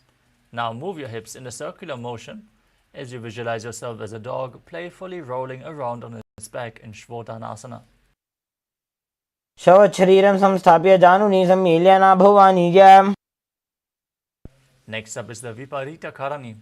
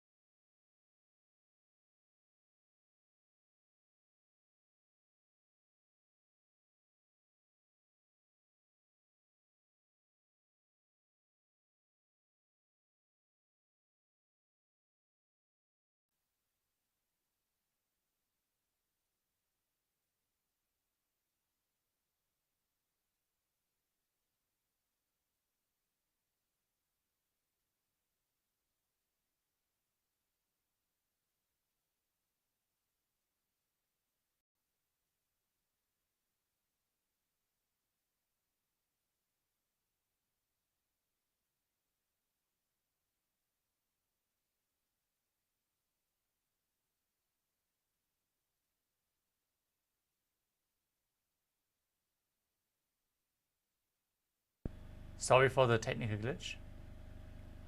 We are back now, and we are going to continue with the next asana of the sequence, which is the Viparita Karani.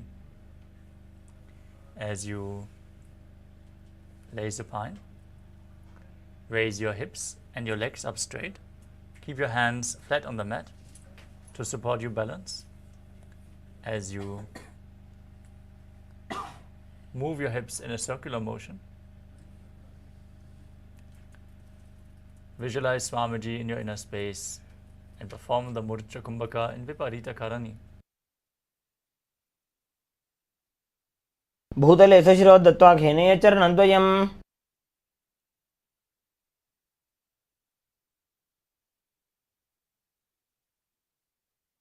Now stop the movement of your legs.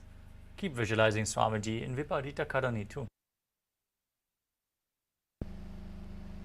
Karni विपरीताख्या सर्वाधिव्याधिनाशिनी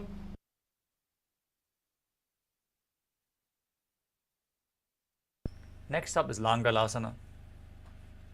As you lay on your back, lift your legs up over your head and keep the hands behind your back on the mat. Interlace your fingers as you place your toes on the ground above your head and visualize yourself as a plow. नासि आसने स्थित्वा नासिकाप्रदेशे भूमपादपृष्ठे स्थाप्य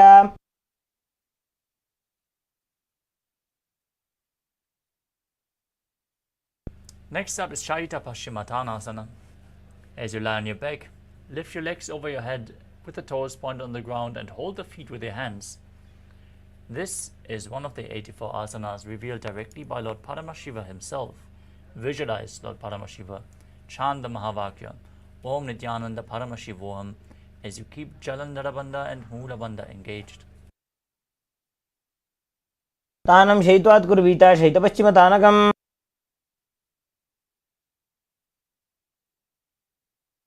Next up is Supta Konasana. From the same position, bring your hips above the shoulder level and then spread your legs out wide to the side, holding onto the feet as you visualize Swamiji in your inner space. Perform Jalandharabandha and Moolabandha.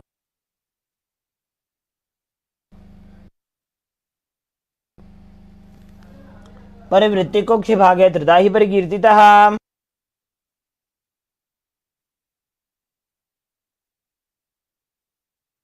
Now join your feet back together above your head. Hold onto the ankles and then roll onto your back as you keep arms and legs straight, visualizing yourself as a chakra, a wheel in Chakrasana. आसनस्तद्वौ पादौ कुर्यान्मस्तकतः परौ. Next up is Supta Prasarita Paramgushtasana. As you lay on your back with your legs extended straight upwards, vertical, hold onto the big toes in Prana Mudra and then open your legs wide to the side. As you visualize Swamiji in your inner space, breathe in Ujjayi Pranayama, make an ocean-like sound with your mouth and perform the Mula Bandha. उत्तानपादं क्रौञ्चं च मरीचिं वीरभद्रकम्.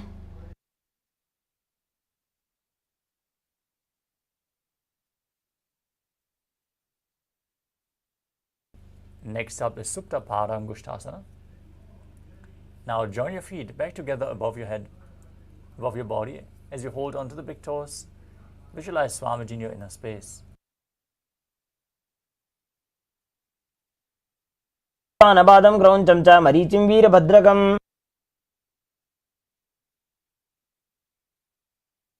The next asana is Matsyasana.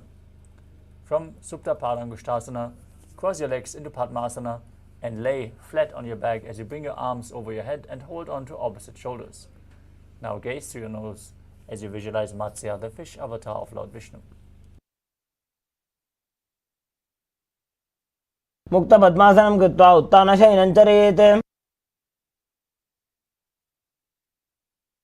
Next up is Parasharamasana. As you lay on your back, legs in Padmasana, place the right hand onto your left palm, palms facing up above your head. Visualize Lord Rama in your inner space as you gaze through your nose.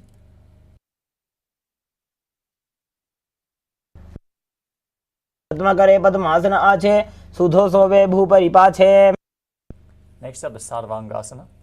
From the same position, place your hands on the hips and raise your hips and legs up. Gaze towards your nose as you visualize Swamiji and breathe in Murcha Kumbhaka with Chalanadavanda and Mudavanda engaged. अथवा क्षेत्र संक्षेपात् सर्वांगासनम् उत्तमम्. Next up is Vrishchikasana. As you lay on your back, place one foot on the opposite thigh and pull that knee up towards your chest. Extend both arms up above your head and hook the fingers forward as you gaze to your third eye and visualize yourself as a scorpion.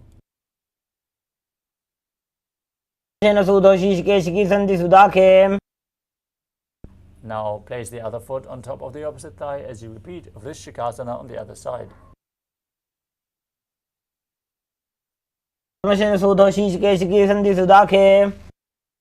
The next asana is Vrishapadakshipasana. As you interlock your fingers around your neck, lift both legs off the ground and keep them raised as you alternate bringing one knee in towards your chest back and forth. Visualize Swamiji in your inner space and breathe calmly through your nose in Sahadra Kumbhaka, in Vrishapadakshipasana.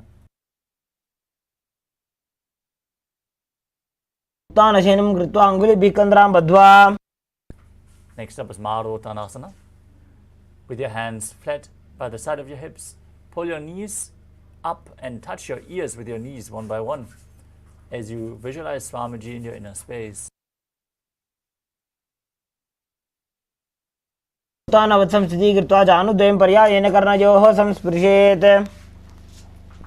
Next up is Vrikasana. As you lay on your back, place your feet flat and then stand up and sit back down again and again, visualizing yourself as a wolf.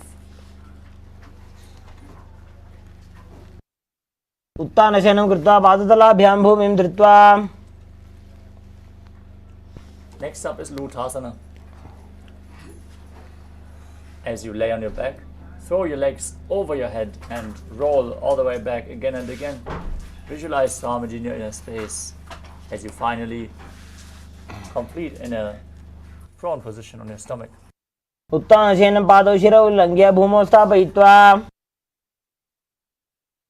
As you lay on your stomach, keep your hands at the shoulder level, flat on the mat, with the toes pointing backwards.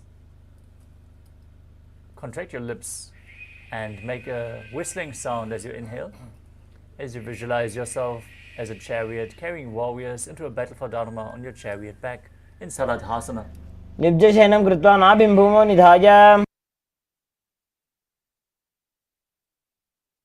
Next up is Dehalyulanganasana. With your hands flat on the mat, push your body up into a plank position, then jump your feet forward and backward in between the hands as you visualize yourself transcend body and mind.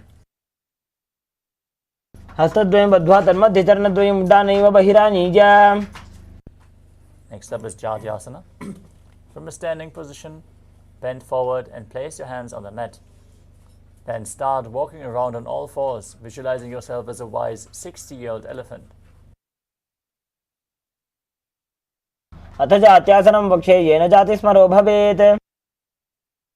Next up is the Lolitika Karana. As you stand with your knees bent and the toes pointing outwards, bend your elbows and keep your hands at the chest level. Now open your chest wide to the back and start rotating your arms around your body and move your head in all directions.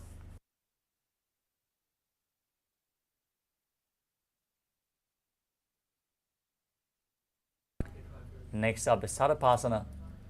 Now tie your feet with a rope if you have one available, and then stand erect on the mat, keeping your hands on the thighs, arms close to your body, as you visualize your Kundalini Devi rising, curling upwards around your body in Sarapasana.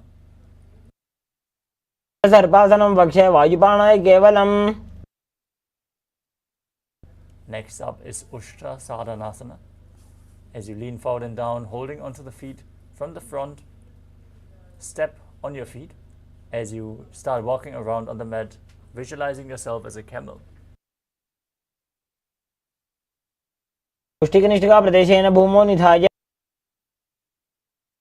Next up is Ashvasana. Now hold the feet from the outside and rock around as you visualize yourself as a horse. मुष्टिकनिष्ठिका प्रदेशेन भूमौ निधाय. The next asana is Kapota Nitakasana. As you interlock your hands behind your back, pull them down towards the calves, opening up your chest widely as you visualize yourself as a soaring bird diving head first in rapid speed. Perform the Mula Bandha as you do so. तले भूमौ निधाय पृष्ठभागेन हस्तौ जङ्घापर्यन्तं नीत्वा. Next up is the Tala Pushpa Bhutam Karana. Now join your hands together in Namaskara Mudra as you keep your knees bent and the toes pointing outwards. Bow down to one side, open up your palms, slightly raise the knee and the heel of the respective side as you visualize yourself holding a bouquet of flowers and offering it to Paramashiva.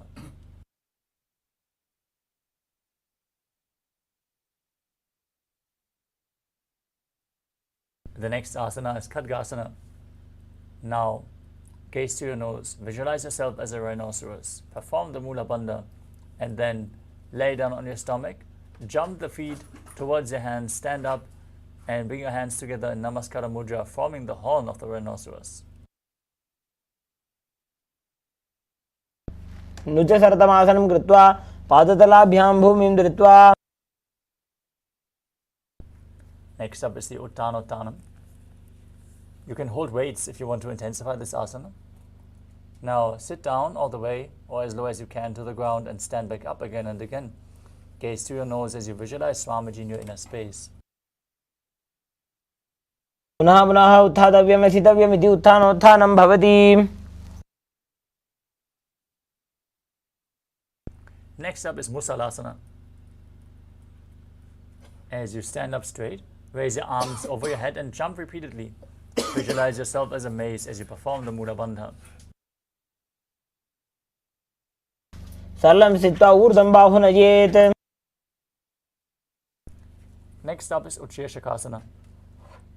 From a standing position, pull one foot up towards your chest, sit down and stand back up and alternate the sides as you gaze to your nose and visualize Swamiji in your inner space. एकैकं पादतलं कुक्षौ निधाय तिष्ठेत् उत्शीर्षकं भवति. Next up is Parashvajanu Karana. Now stand with one foot pointing out to the side, knee slightly bent, and then lift the other knee up towards your chest and circle it with your arm, hand in a fist. Place the other hand towards your inner thigh with the fingers pointing inwards.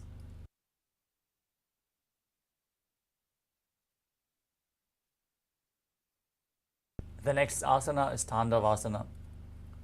Now you can hold weights if you want to intensify this asana, and visualize yourself fiercely dancing as Shiva as you extend your arms and one leg forward, sit down and stand back up on the one leg. एकेन पादेन स्थातव्यं ताण्डवासनं भवति. Next up is Brahmanasana. Now place one foot to the inner opposite thigh. Keep your hands relaxed, hanging down at the side as you visualize Lord Brahma blessing you from within. ब्राह्मणासनमावक्ष्ये यत्कृत्वा ब्राह्मणो भवेत्. Next up is Garudasana 3. As you stand tall and wrap the left leg over and around the right knee, bring the left toes behind the right calf, bring the left arm below the right, and place your hands in Namaskara Mudra as you visualize yourself as Lord Garuda in Garudasana 3. उत्थानकूर्मपीठं च सिंहस्गारुडमेव च. Next up is Ekapadasana. As you stand straight on the right leg with the left foot on the opposite thigh, keep your hands relaxed by the knees. Visualize Swamiji in your inner space. Breathe calmly through your nose in Sahasrara Kumbhaka. रक्षाङ्घ्रिं वामपादस्य जङ्घोपरिनिधाय च.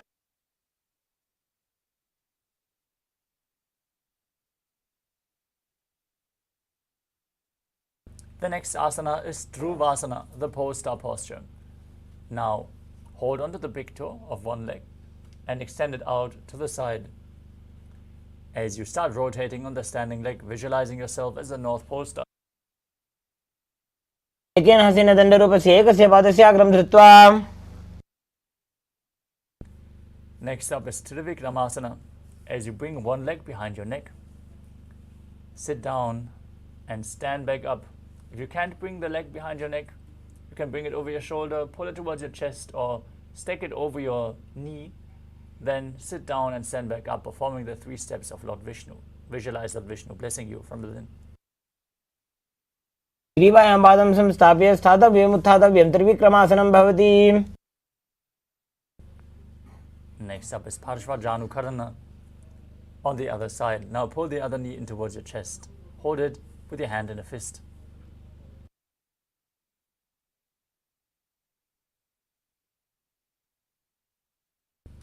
Next up is Tandavasana on the other side. Now extend the other leg and your arms forward as you sit down and stand back up, visualizing yourself here dancing as Lord Shiva. एकेन पादेन स्थातव्यं ताण्डवासनं भवति. Now repeat Brahmanasana on the other side as you keep the leg up, foot towards the inner thigh, hands relaxed. Visualize yourself being blessed by Lord Brahma. ब्राह्मणासनमावक्ष्य यत्कृत्वा ब्राह्मणो भवेत्. Now repeat Garudasana 3 on the other side as you intertwine your legs and your arms, visualizing yourself as Lord Garuda. उत्तानकूर्मपीठं च सिंहस्गारुडमेव च. Next up is Ekapadasana on the other side. Now place your foot to the opposite thigh, hands relaxed by the knees as you visualize Swamiji in your inner space. शाङ्घ्रिं वामपादस्य जङ्घोपरि निधाय च. Next up is Dhruvasana on the other side. Hold on to the opposite big toe as you extend the leg out and rotate quickly, visualizing yourself as the North Pole star. एकेन हस्तेन दण्डरूपस्य एकस्य पादस्य अग्रं धृत्वा. Next up is Trivikramasana. On the other side, bring the other leg behind your neck if you can, and then sit down and stand back up on one leg. Visualize Lord Vishnu blessing you from within. ग्रीवायां पादं संस्थाप्य स्थातव्यम् उत्थातव्यं त्रिविक्रमासनं भवति. Next up is Samana Kakarana. After this intense sequence of asanas, stand straight on the mat. Keep the heels touching, toes pointing outwards, hands relaxed by the sides, fingers pointing one by one. Feel the awakened Kundalini Shakti flow through your system. You can see James Michael Hull is performing the asanas in an auspicious time, just in the Brahma Muhurta before the sunrise. Very nice. It's nice to see you perform all the asanas authentically. Let us now move on to the final 100 asanas of this sequence, starting with Gorak Anjali Asana. Now, stand erect and then bend forward. Bring your hands underneath the knees and interlock them in Parasha Mudra. As you sit down in a squatting posture, bring the finger lock towards your navel and visualize the great sage Goraknath, founder of the Natha Yoga Hindu Sampradaya. Perform Jivachala Kumbhaka. Inhale deeply, hold your breath, and move the prana up and down and through your limbs freely within your body by the strength of your will in Gorak Anjali Asana. प्रथमे उभौ होये बाहुरी नीचो पुनि होवे.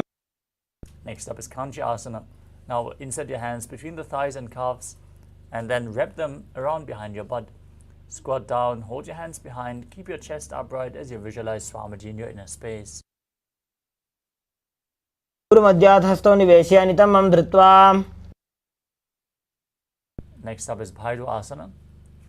As you bring your feet together and sit in a squatting posture, keep your heels touching the perineum. Hold your hands at the back, sit upright, gaze to your navel as you visualize Bhagavan Kala Bhairava, the Lord of Time in Bhairu Asana. दो उपगा की थलिया की माहिली को और मिलाई. Next up is Varahasana. Now squat all the way down. Keep your knees together, toes apart. Bring your hands behind your back and join them in Anjali Mudra. Keep your fingers pointing down towards the ground as you gaze to your nose and visualize yourself as Varaha, the boar avatar of Lord Vishnu. चंद्रम भेदनानि आसनानि निगत्यते. Next up is Prithvitasana. As you hold onto the big toes in Prana Mudra, raise your hips up to the same level as your knees. Visualize Swamiji in your inner space. पार्श्वनिद्वये सम्मील्य स्थित्वा नितम्बं दानप्रदेश आनीय. Next up is Bakasana. As you place your hands on the mat with the fingers wide, bring your knees onto your arms towards your armpits and lean forward and down. Find balance. Lift the feet off the mat and visualize yourself as a crow. हस्ताभ्याम अवनिमवष्टभ्याम. Next up is Sushtanga Kapali Asana. As you have your hands shoulder width apart and the elbows on the arms, lean forward and place your foot on the ground. Then extend your legs up and cross them into Padmasana. Balance as you gaze through your nose and visualize Swamiji in your inner space. आसन को गुण कपाल आछो होई. Now come to a kneeling posture. Sit with your heels outside the hips, toes pointing together behind your back. Place your hands on the thighs, gaze to your nose and visualize that you are sitting in the secret seat with Paramashiva and Guru. Internally chant the Mahavakya Om Nithyananda Paramashivoham in Guptasana. अनुर्वोरन्तरे पादौ कृत्वा पादौ च गोपयेत्. The next asana is Vrikshasana too. As you place your hands flat on the ground, fingers wide, lift your body up straight into a handstand. If you have a wall for support, use it. Otherwise, you can have a partner assist you. This asana should be practiced by everyone, purifying the 7 chakras. Now visualize yourself as a tree with deep roots growing into the ground in Vrikshasana too, as you breathe calmly through your nose in Sahadra Kumbhaka. सप्तचक्रक्षालनाय vrikshasana विशेषकान्. Next up is Shibu Asana. In another handstand posture, join your hands and feet together and gaze up towards your third eye as you visualize Tejas, energy flowing to your third eye. दो पग जोड़ी माही Gulf मिलाए.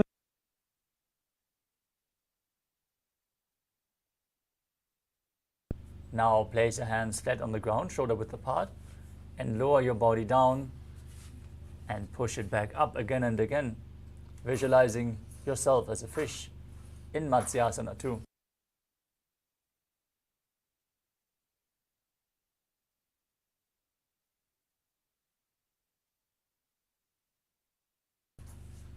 Next up is Tadapasana too.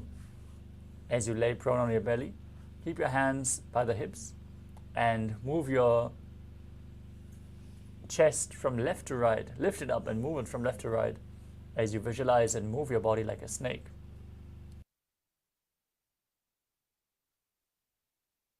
निब्जं शयनं कृत्वा हस्तौ नितम्बं संस्थाप्य. Next up is Nidalambhanasana. As you lay flat on your stomach with the toes pointing back, hands in Padma Mudra, the lotus mudra, holding onto your chin. Keep your elbows on the ground in front of you and feel self-supported and completely independent.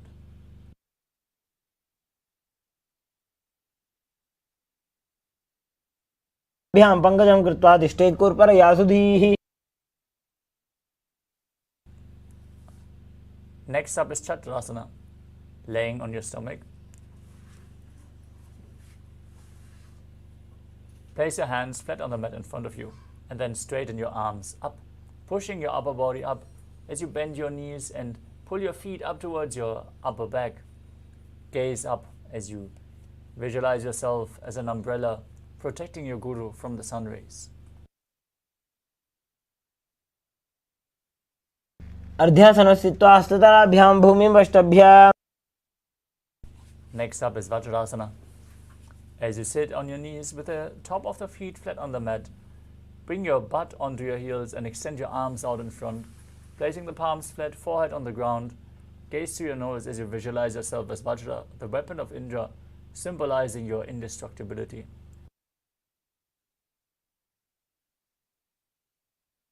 इदानीं गर्भिणीनां योगाभ्यासो यथा लघु. Next up is Meshasana. Now place your hands flat on the mat, shoulder width apart. Raise your hips up into Gajasana and alternate striking the ground with your hands as you visualize yourself as a powerful ram.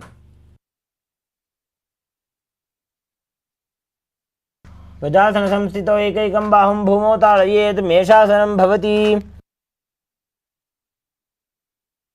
Now from Gajasana, raise your feet up into Ajasana.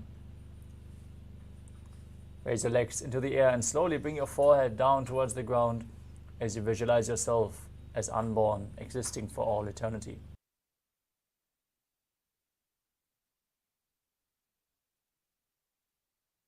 गजासनसंस्थितौ पादद्वयमन्तराळे कृत्य. Next up is Dhanantarasana. As you sit on your knees, interlace your fingers around the toes and pull the feet towards your perineum. Then place your hands on the knees as you gaze through your nose and visualize Swamiji in your inner space. पूर्वविधि परिहाता की काकसी से फणा शरा मोड़ी. Next up is the Angamotanam. Now interlace your fingers at front and move your arms up, down, left, right in all directions, giving massage to various different joints and muscles of your body. Repeat the movement behind your back as well as you visualize Swamiji in your inner space and perform the Mula Bandha. हस्तयोः अङ्गुल्ये बद्ध्वा हस्तयोर्मध्याचर्मङ्गं निष्कासयित्वा. Next up is Garudasana form. As you sit on your heels in Vajrasana, keep your feet turned out to the sides, thighs and knees resting on the ground with your spine straight. Place your hands on the knees. Visualize yourself as Lord Garuda, flying Lord Vishnu and Lakshmi on his back.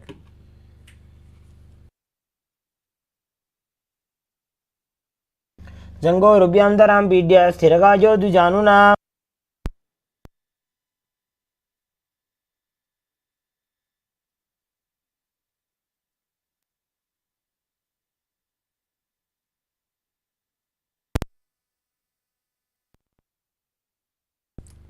Next up is Ananda Mandirasana.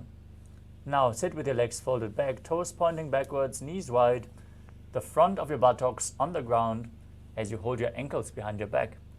Gaze to your third eye and visualize yourself residing in the blissful space of a temple in Ananda Mandirasana.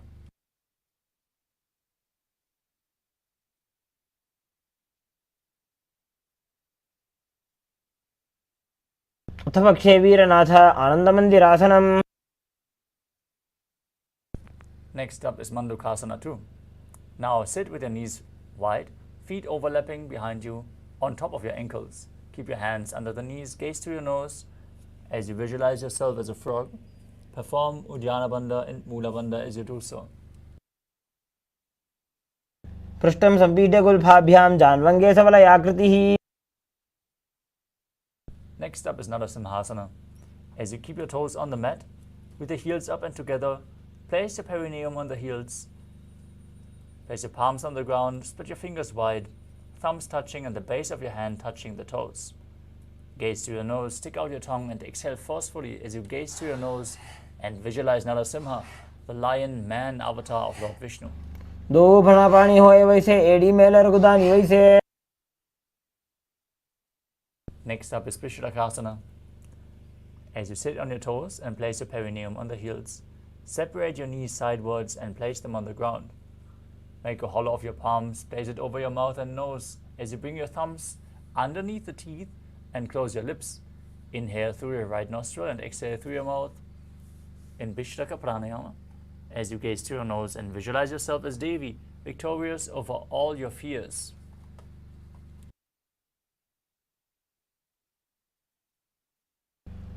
दो बगांगी AD Joji गोड़ा फनोमान पुनि होई.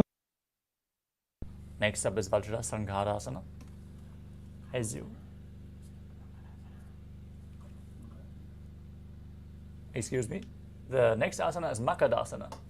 Now keep the soles of the feet together with the top of the feet on the ground.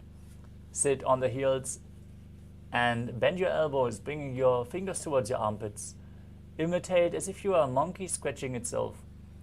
As you visualize yourself as a playful monkey, gaze to your third eye and perform the Mula Bandha. दोवो बगदले संपुट आने तिनकी बिष्टि भूमि पर इठाने. Without skipping the fun, we move on to Vajrasangarasana. Now stand on your toes with the soles of the feet together, sit on your heels. Keep your knees wide and off the floor. Hold your elbows behind your back and gaze to your nose as you embody diamond-like strength for you and your Sangha, your spiritual community in Vajrasangarasana.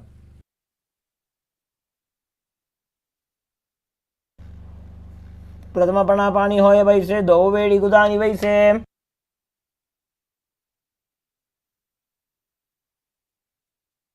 Next up is Kanjanasana. As you keep your toes down, ankles crossed behind, and sit on your heels, place your palms on the mat to the sides. Gaze to your nose and visualize perfect health beyond any and all physical or mental ailments as you perform Uddiyana Bandha and Mula Bandha. जनासनमावक्षे यत् कृत्वा सुस्थिरो भवेत्. Next up is Kurmasana.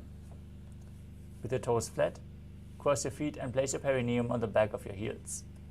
Keep your upper body stiff like the shell of a turtle as you keep your hands on the knees. Gaze to your nose and visualize yourself as a turtle with a stable body and mind to live for centuries.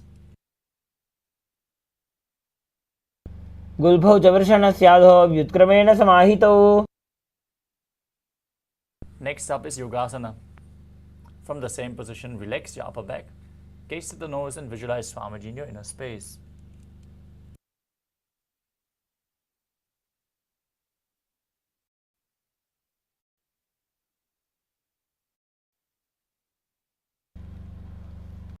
गुल्भाभ्यां व्युत्क्रमेण समाहितः. Next up is Vijyogasana. As you stand on your knees, cross your ankles behind with the feet near the opposite knee. Hold your calves with your fingers inside and the thumbs outside as you gaze to your third eye and visualize a space of eternal oneness, Advaita, with your Guru. घोड़ा वामौ बौ होई घोड़ा आड़ा राखे दोई. Next up is Ushtrasana 2. In a kneeling position, bend backward and hold your ankles with your hands. Keep your arms straight, push your hips forward and tilt your head back as you visualize yourself as a camel. मेरुदंड ग्रंथि दाढ़्या संविवादई शुपुमान.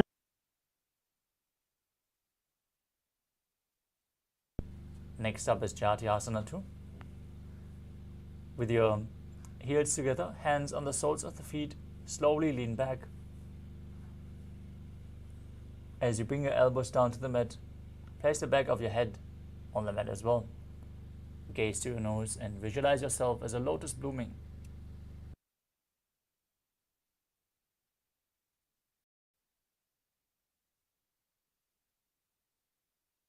दो AD संपुट करे सोले मूल द्वारी तरि धरे.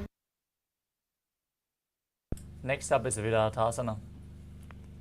As you sit on your knees with the thighs and calves together, lean back and touch your back to the ground and then sit back up again and again. You can use the support of your hands if needed. Gaze to your nose. Visualize the healing and liberation of all the causal, subtle forms of your body in Viratasana. जंगा पृष्ठभूमो निराज्य जंगोदरयोः उरुणि संस्थाप्य.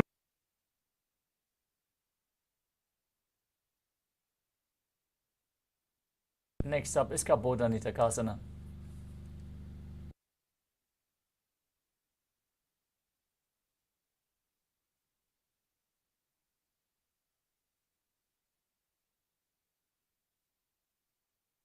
From Viratasana, Raise your hips even higher. Bring your forearms on the mat and hold the back of your heels. As you bring your head in between the feet and visualize yourself as a beautiful dove, breathe in Ujjayi Pranayama, make an ocean-like sound with your mouth as you perform the Mula Bandha.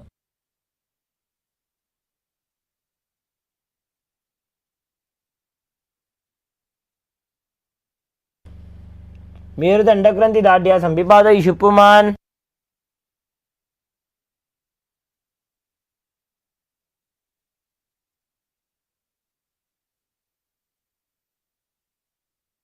Next up is Varasana. As you stand upright on the knees, with the toes tucked, hold your arms with the opposite hands and gaze to your nose. As you enter the boon-fulfilling posture, receive your boon from Paramashiva.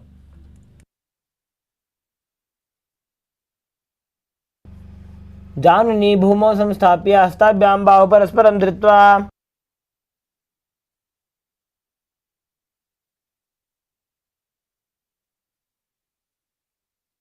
The next asana is Varahasana too. As you keep your knees together, toes tucked, lean forward and bring your elbows to the mat. Now, keep your hands holding your head and rest your buttocks on the heels as you visualize yourself as a ball, one of the 10 incarnations of Mahavishnu in Varahasana too.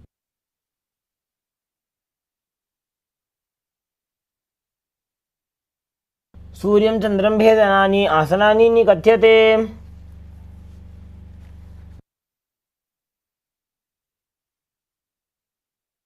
Next up is Mundasana, another inverted posture.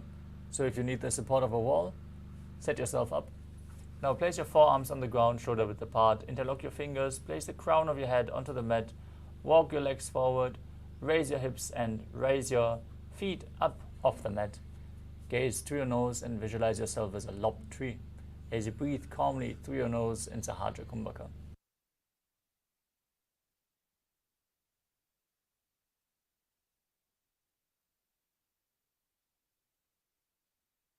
అధో ముండాసనం వక్ష్యే సర్వేషాం ప్రాణినాం సుఖం.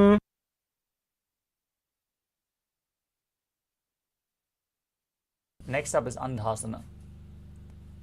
Now, place your head in between the knees.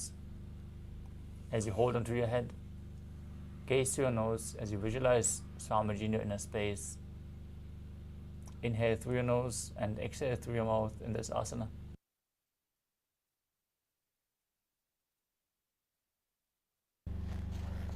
ప్రథమ పగ్దలి సమటారావే కోరమా హిలి ఉభే మిలావే. Next up is Viparita Shalabhasana. Lie down on your belly. Hold one to weights if you want to intensify this asana. And then extend your arms straight out. Lift your thighs, arms and chest off the ground as you visualize yourself as a locust.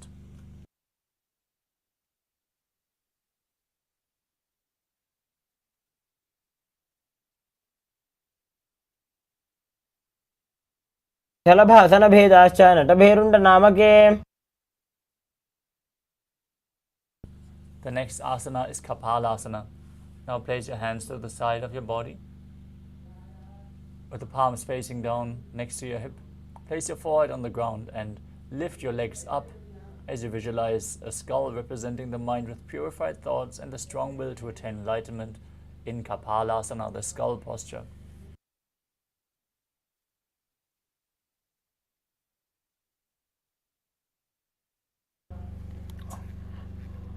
కపాలం భూమో నిధాయ తిష్ఠేత్.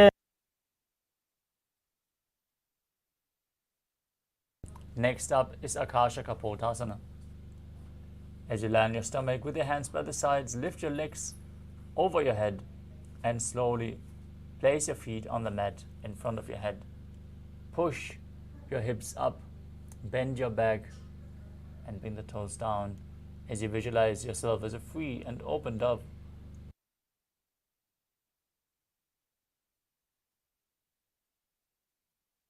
ఉష్ట్రాసనే స్థిత్వా చరణో భూమేరుత్థాప్య.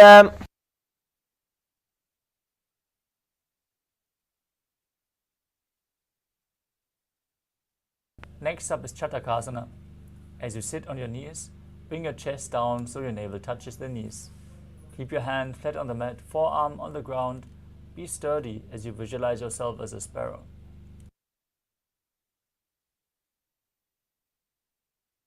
कूर्पर्पर्यन्तौ हस्तौ धरामष्टभ्याम्.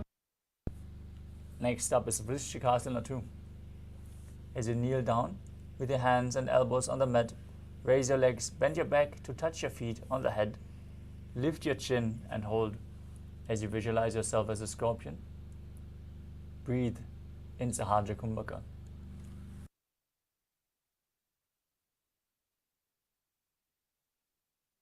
छिवपुच्छप्रतिमाङ्कृपाश्री धृत्वा स्वशीर्षे चिबुकं विधायकौ.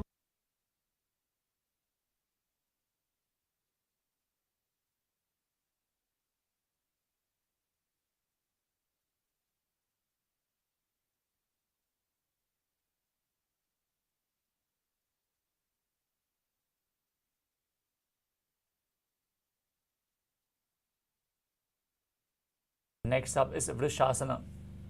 As you place your perineum down on the right heel, keep the left foot outside the hip with the toes pointing to the side. Place your hands in front of your body. Visualize yourself as a bull as you breathe in Antaranga Kumbhaka, inhaling forcefully through your nose, holding your breath for a short while, and then exhaling slowly through your nose again. याम्यगुल्फे पादमूले वामभागे पतेतरम्. The next asana is Lolasana. From the same position, press your hands on the ground and raise your feet up and lift your knees off the ground as you cross the toes of the left foot over the right and visualize Swamiji in your inner space in Lolasana. लोलासनं सदा कुर्यात् वायुलोलापघातनात्.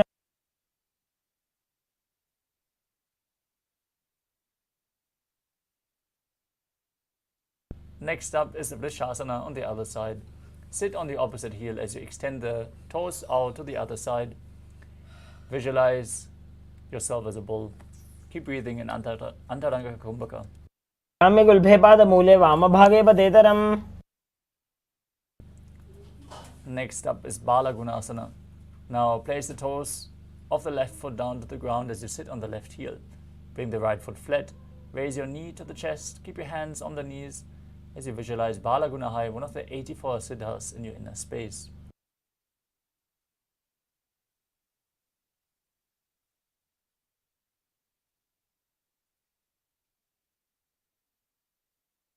Next up is Grahasana. As you squat with your feet flat on the mat, bring your elbows under the thighs and wrap your hands around the shins as you hold onto your ankles from the outside and visualize yourself as the entire planet. तले भूमौ संस्थाप्य जानु मध्ये कूर्परौ स्थाप्य. Next up is Balagunasana.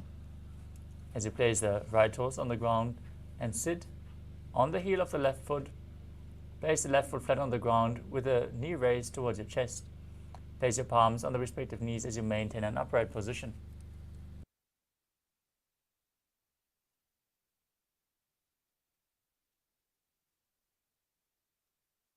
आसन को गुण जल विकार जाई.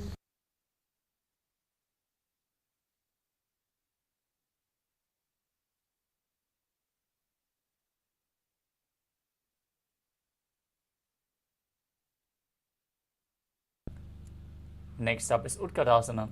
You can hold weights if you want to intensify this asana. As you squat on the toes with the heels up and the knees raised off the mat. Place your perineum on the heels and your hands on the knees. Now, keep your spine straight and visualize Swamiji in your inner space.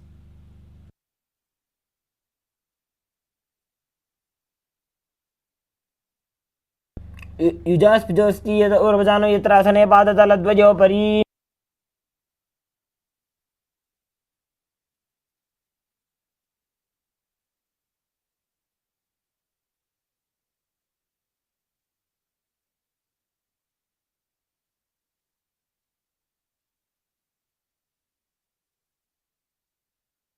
Next up is Vajrasanghārāsana 2. As you sit on your toes with the perineum on the heels, the soles together, knees open wide, Cross your arms behind your back. Hold on to opposite elbows as you visualize Swamiji in your inner space.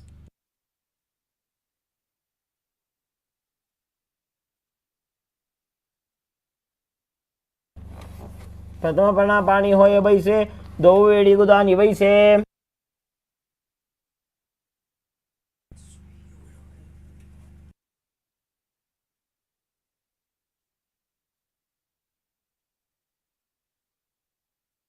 Next up is Anilasana. Now place your hands flat on the mat and step your feet on top as you keep your arms straight and squat down. Gaze to your nose and visualize you're able to consume and live off of air alone.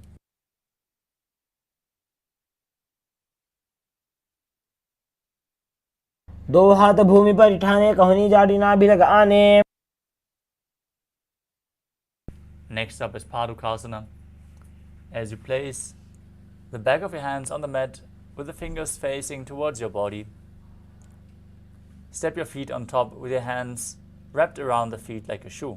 Start walking around as you visualize you're wearing padukas walking across India.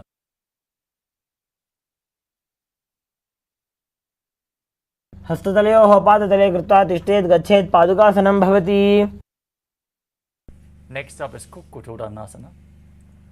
As you place your palms on the mat, raise both feet upwards into the air and let them fall back down. Do this again and again as you visualize yourself as a rooster. हस्ततले भूमौ कृत्वा पादतले च ऊर्ध्वमुड्डानं कृत्वा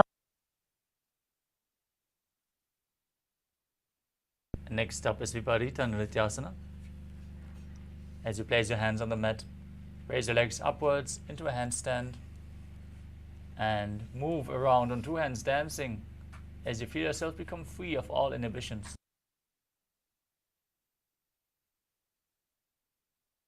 हस्ततलाभ्यां भूमिं वष्टभ्याम् Next up is Kunjarasana. Now from a standing position, place one palm on the ground and hold your neck with the other hand. Be sturdy as you visualize Swamiji in your inner space. अथ वक्षे वीरनाथ आनन्दमन्दिरासनम्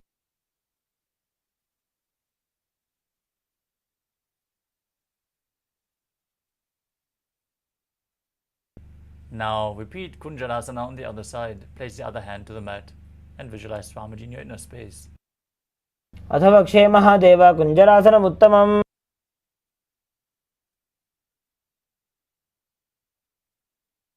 Next up is Kadambasana. As you sit on the ground with the feet flat and the heels close to your body, hold your respective ankles with your hands and lift your feet off the ground as you visualize yourself as a Kadamba tree, a pious tree that promotes a long life. Breathe calmly through your nose in Sahaja Kumbhaka. पार्श्वभ्यां भूमिं वष्टभ्य हस्तद्वयेन गुल्फौ धृत्वा Next up is Pavana Muktasana. As you sit with your heels at the perineum, hold the opposite knees with your hands and pull them in towards your chest as you visualize any excess vata being released from or balanced within your system.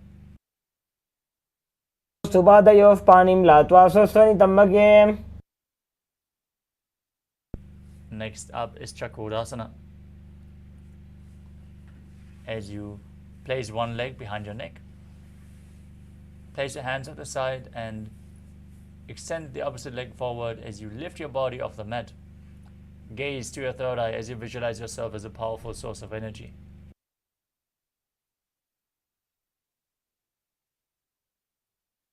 पूर्वतानं चतुष्पादपीठं वज्रासनं तथा Next up is Dhanurasana 2.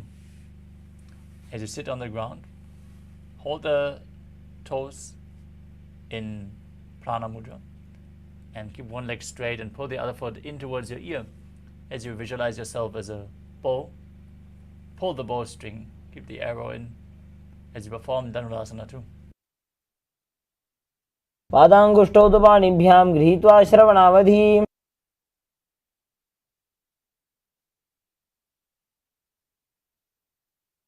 Next up is Ashtavakrasana.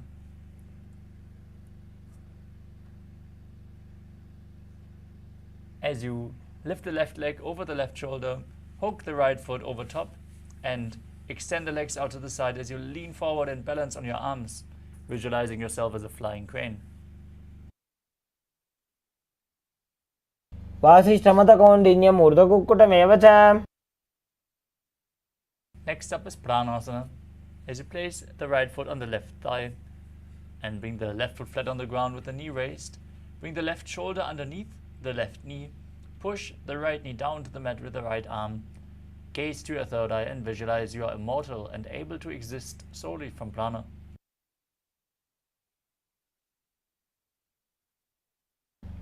एतत् प्रभेदं वक्ष्यामि करोति यस्य चामरः. Next up is Paramashivoham. As you place the right foot outside of the left hip, step the left leg over top of the right knee. Now twist your body around the raised knee, bring the arm below the knee and interlock your fingers behind your back as you twist your spine. Gaze up to your third eye and visualize Sage Matsindana, the master of Hatha Yoga in Paramashivoham.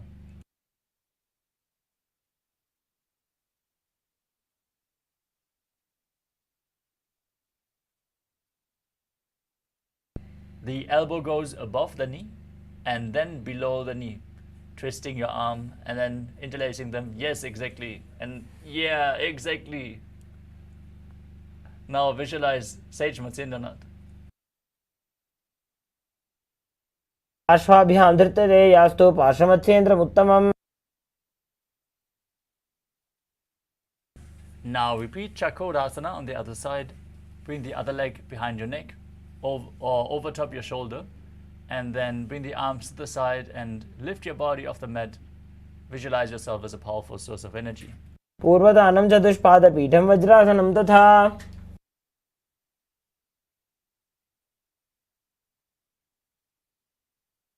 Next up is Dhanurasana 2 on the other side.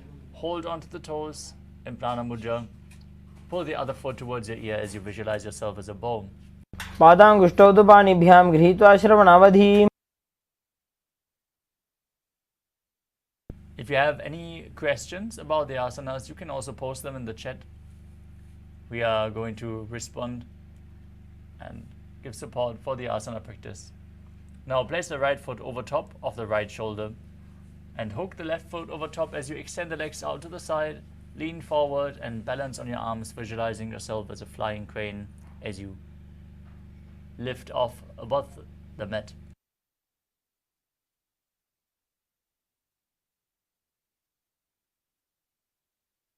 Next up is Pranasana.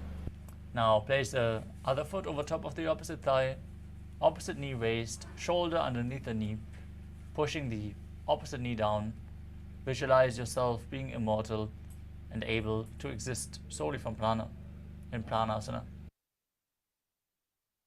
एतत् प्रभेदं वक्ष्यामि करोति यस्य चामरः.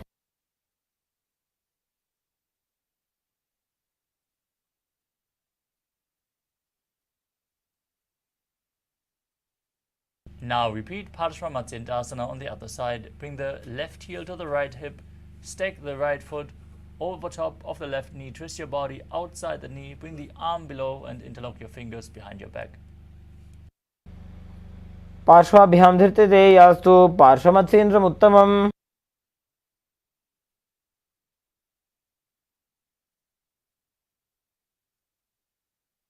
Next up is Ardha Paschimottanasana. Now bring one heel against the perineum and lean forward and down as you hold onto the foot like in Paschimottanasana. Visualize Swamiji in your inner space. Gaze in Vaishnavi Mudra, not focusing on the external objects. Perform Jiva Chala Kumbhaka, moving the prana up and down within your system by your will as you perform the Mula Bandha. एकं पादं प्रसार्य एकं पादस्य पार्श्वनासीवनी सम्पीड्य. Next up is Kraunchasana. As you place the left ankle outside of the hip, hold the sole of the right foot and lift the leg up towards your forehead. Keep your knees straight, gaze to your nose as you visualize yourself as a crane. उत्तानपादं क्रौञ्चं च मरीचिं वीरभद्रकम्. Next up is Ardha Paschimottanasana on the other side. Extend the other leg forward, bring the opposite heel to the groin, bow down forward and hold onto the front foot with both hands. एकं पादं प्रसार्य एकं पादस्य पार्श्वनासीवनी सम्पीड्य. Now repeat Kranjasana on the other side. Bring the foot outside the hip, extend the opposite leg, straighten up as you visualize yourself as a crane. वासिष्ठमदकौण्डिन्यम् ऊर्ध्वकुक्कुटमेव च.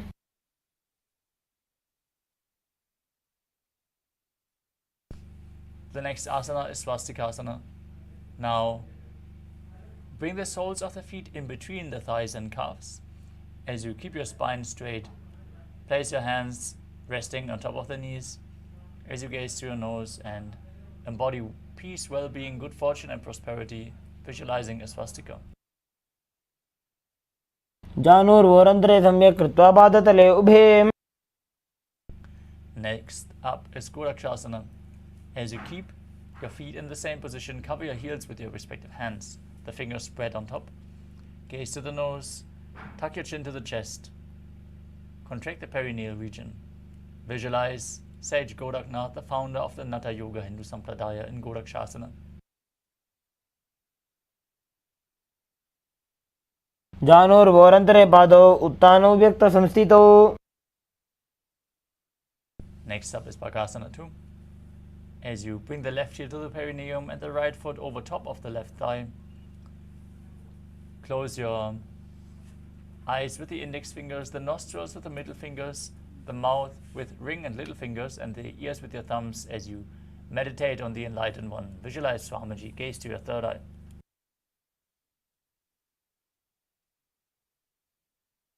उत्तानौ चरणौ कृत्वा संस्थाप्य उपरि जानुनोः. Next up is Yogasana 2. As you sit with your feet on top of opposite knees, place your hands on the ground beside you with the palms facing up. Gaze to your nose, visualize Swamiji, and perform Kakachancha Kumbhaka without touching the front teeth. Placing the tongue near them, one should draw the air in by making the lips like the beak of a crow. This is the superior practice of pranayama.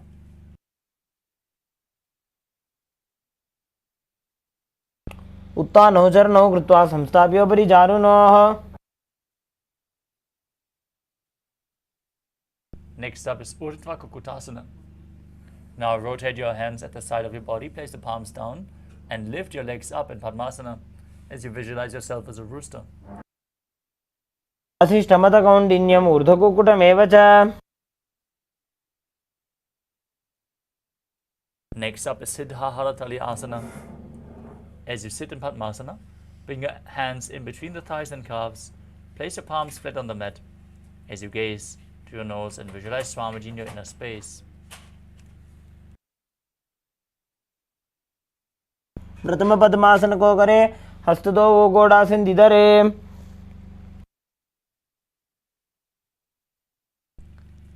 With your hands flat on the mat, push your body off the ground in Hamsasana as you gaze to your nose and visualize yourself as an elegant swan.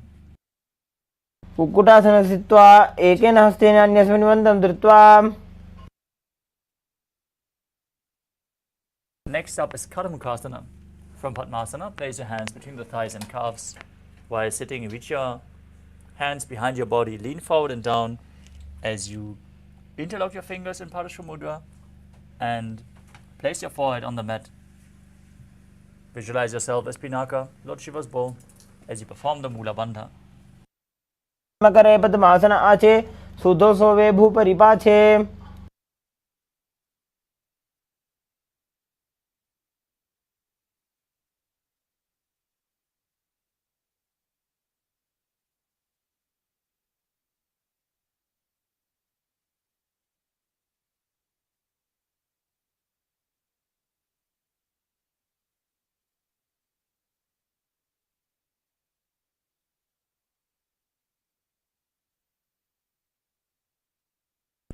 Next up is Kurmasana 2. As you sit in Padmasana, bring your arms between the legs and bend your elbows to hold on to your neck. Balance in this position as you visualize yourself as a turtle, having a stable body and mind to live for hundreds of years.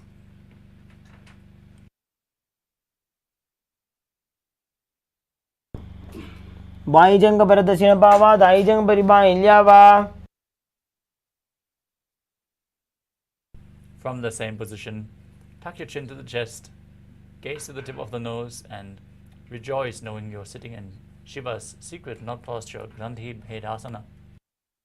अथ वक्ष्ये नीलकंठ ग्रंथिभेदासनं शुभम्.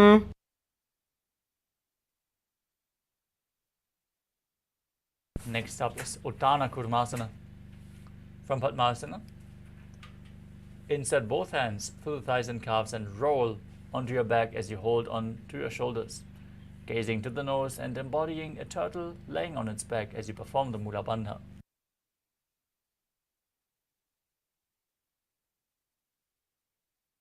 कुक्कुटासनबन्धस्थं कराभ्यां धृतकन्धरम्. Next up is Pangu Kukkutasana. As you keep your hands in between the thighs and calves, one palm flat on the ground, hold the wrist of that hand and raise your body up, balancing on one arm. Visualize yourself as a rooster. Keep breathing in Kakachantra Kumbhaka through your rolled up tongue. कुक्कुटासनं स्थित्वा एकेन हस्तेन अन्यस्य मणिबन्धं धृत्वा. Now repeat Pangu Kukkutasana on the other side. Lift your body up and visualize yourself as a rooster. कुक्कुटासनं स्थित्वा एकेन हस्तेन अन्यस्य मणिबन्धं धृत्वा. Next up is Kritrasana. From Padmasana, place your elbows on your toes and interlace your fingers. Rest your chin on the knuckles. Press your thumbs to the throat as you visualize you have gone beyond all greed and covetous.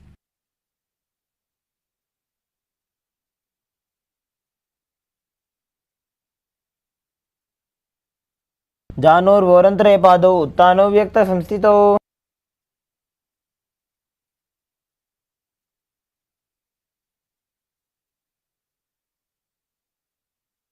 Next up is Padmasana 3. As you sit in Padmasana, hold one hand over the other with the palms facing upwards. Keep your spine straight, gaze to your nose, and visualize Swamiji as you perform all three bandhas, Mahamudra Bandha.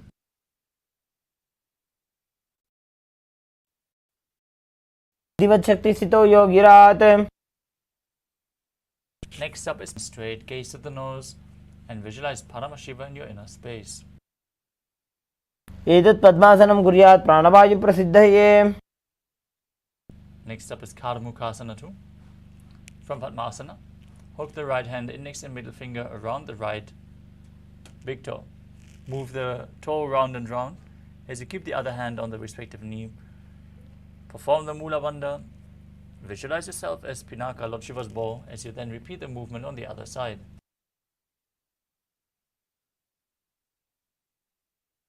आसनमावक्ष्य योगपूरकरक्षणात्. Next up is Karmukasana 3. From Padmasana, cross your arms behind your back and hold onto the big toes. As you gaze to your nose, engage all three bandhas, Mahamudra Bandha, and visualize yourself as Pinaka, Lord Shiva's bow. कार्मुकासनमाक्षित्य उदरे पूरयेत् सुखम्. Next up is Dridhasana. As you maintain Karmukasana 3, lift your chest up, gaze up to your third eye. Visualize yourself as the action of Paramashiva's third eye, destroying anything you come across. ऊरुभ्याम् उपरि स्थाप्य पादयुग्मं प्रयत्नतः.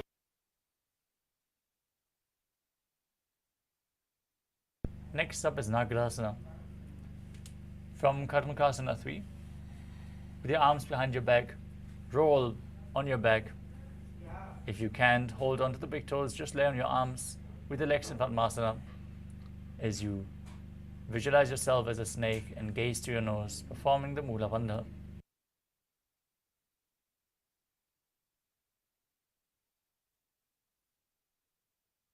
प्रथम पद्मासन कोठाने दो हाथ पाछाने आने.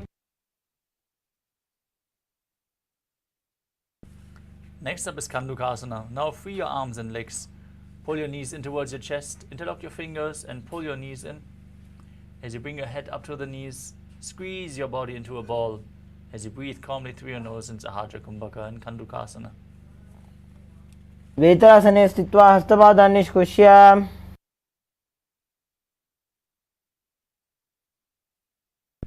Next up is Urdhva Bhavanasana. Lay down on your back, interlock your fingers behind your neck and keep the knees raised with the feet flat. Gaze towards your nose and visualize Swamiji in your inner space as you perform the Mula Bandha.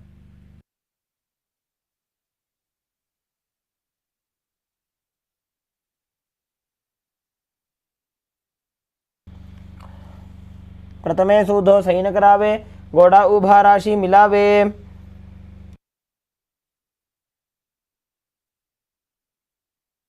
Next up is Madhakata Pitasana. As you lay on your back, bend your knees and keep your feet flat on the mat. Place upturned palms underneath your heels. As you push your hips up off the mat, perform Jalandhara Bandha and Mula Bandha. Breathe in Murcha Kumbhaka. Force the air out through the throat lock, pushing the Kundalini Shakti up towards your head region as you visualize yourself as a powerful alpha ape. उत्तानशयनं पादतले उत्तानहस्तयोः स्थापयेत्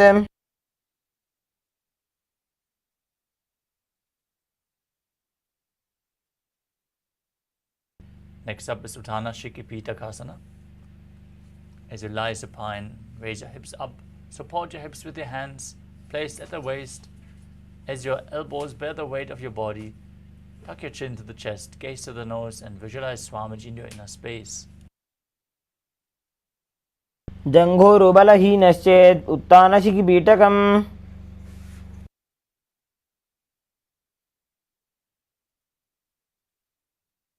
Next up is Nadakasana. As you lay on your back, lift your legs and hips up. Place your hands flat on the mat for support.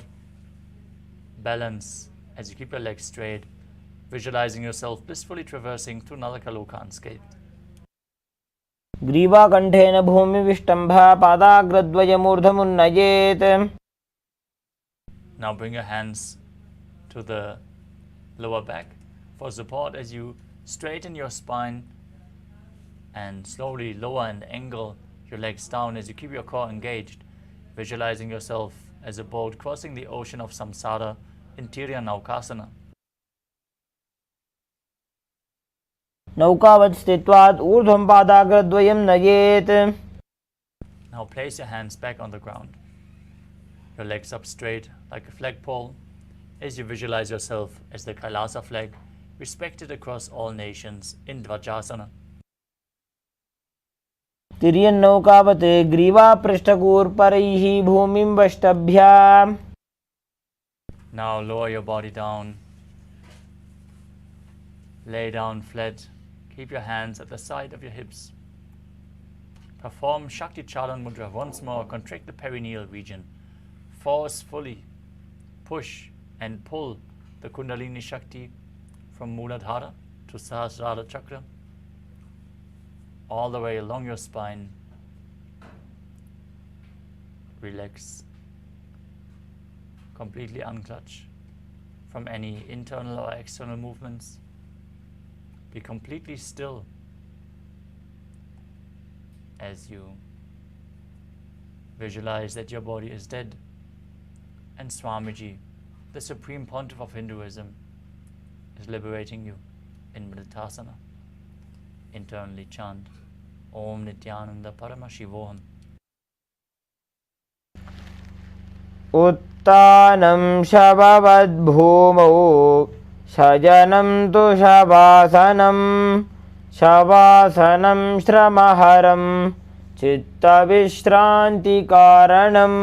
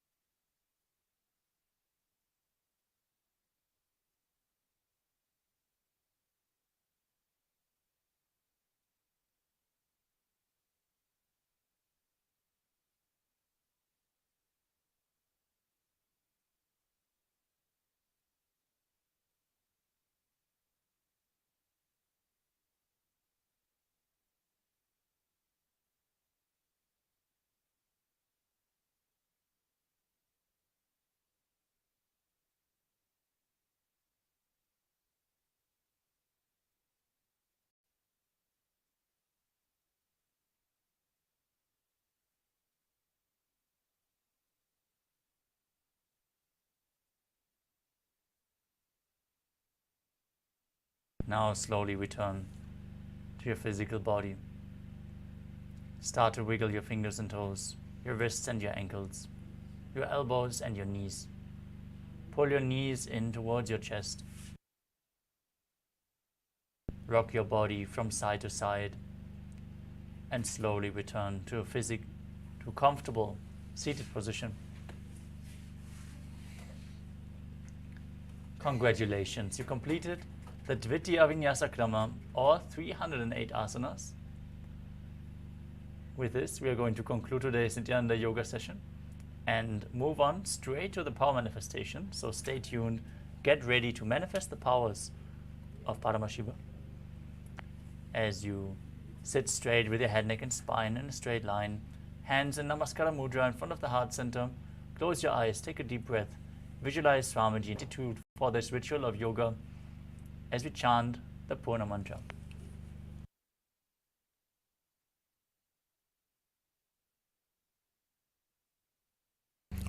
Om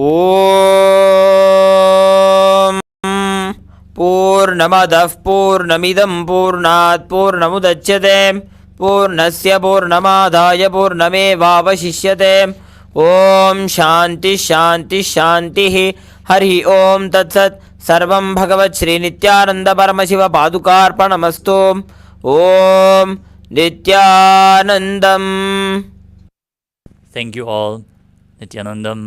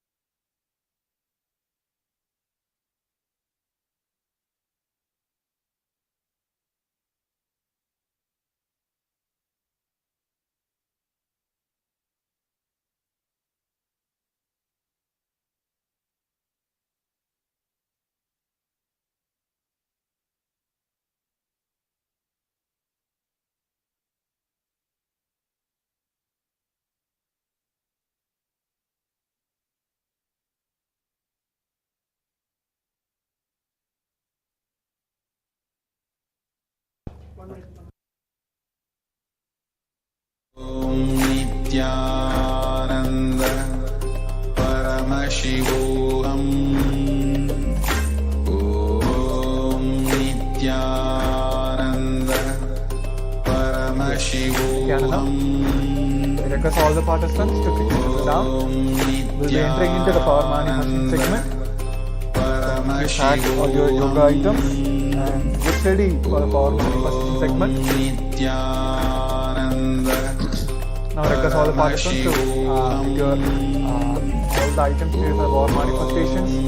Starting from Nithyananda, Krishna Shila, Atmalinga, all the alchemy products here for the power manifestation. And also bring your blindfolds, notebooks, pen and paper. So we have a few moments to quickly prepare ourselves for the power manifestations.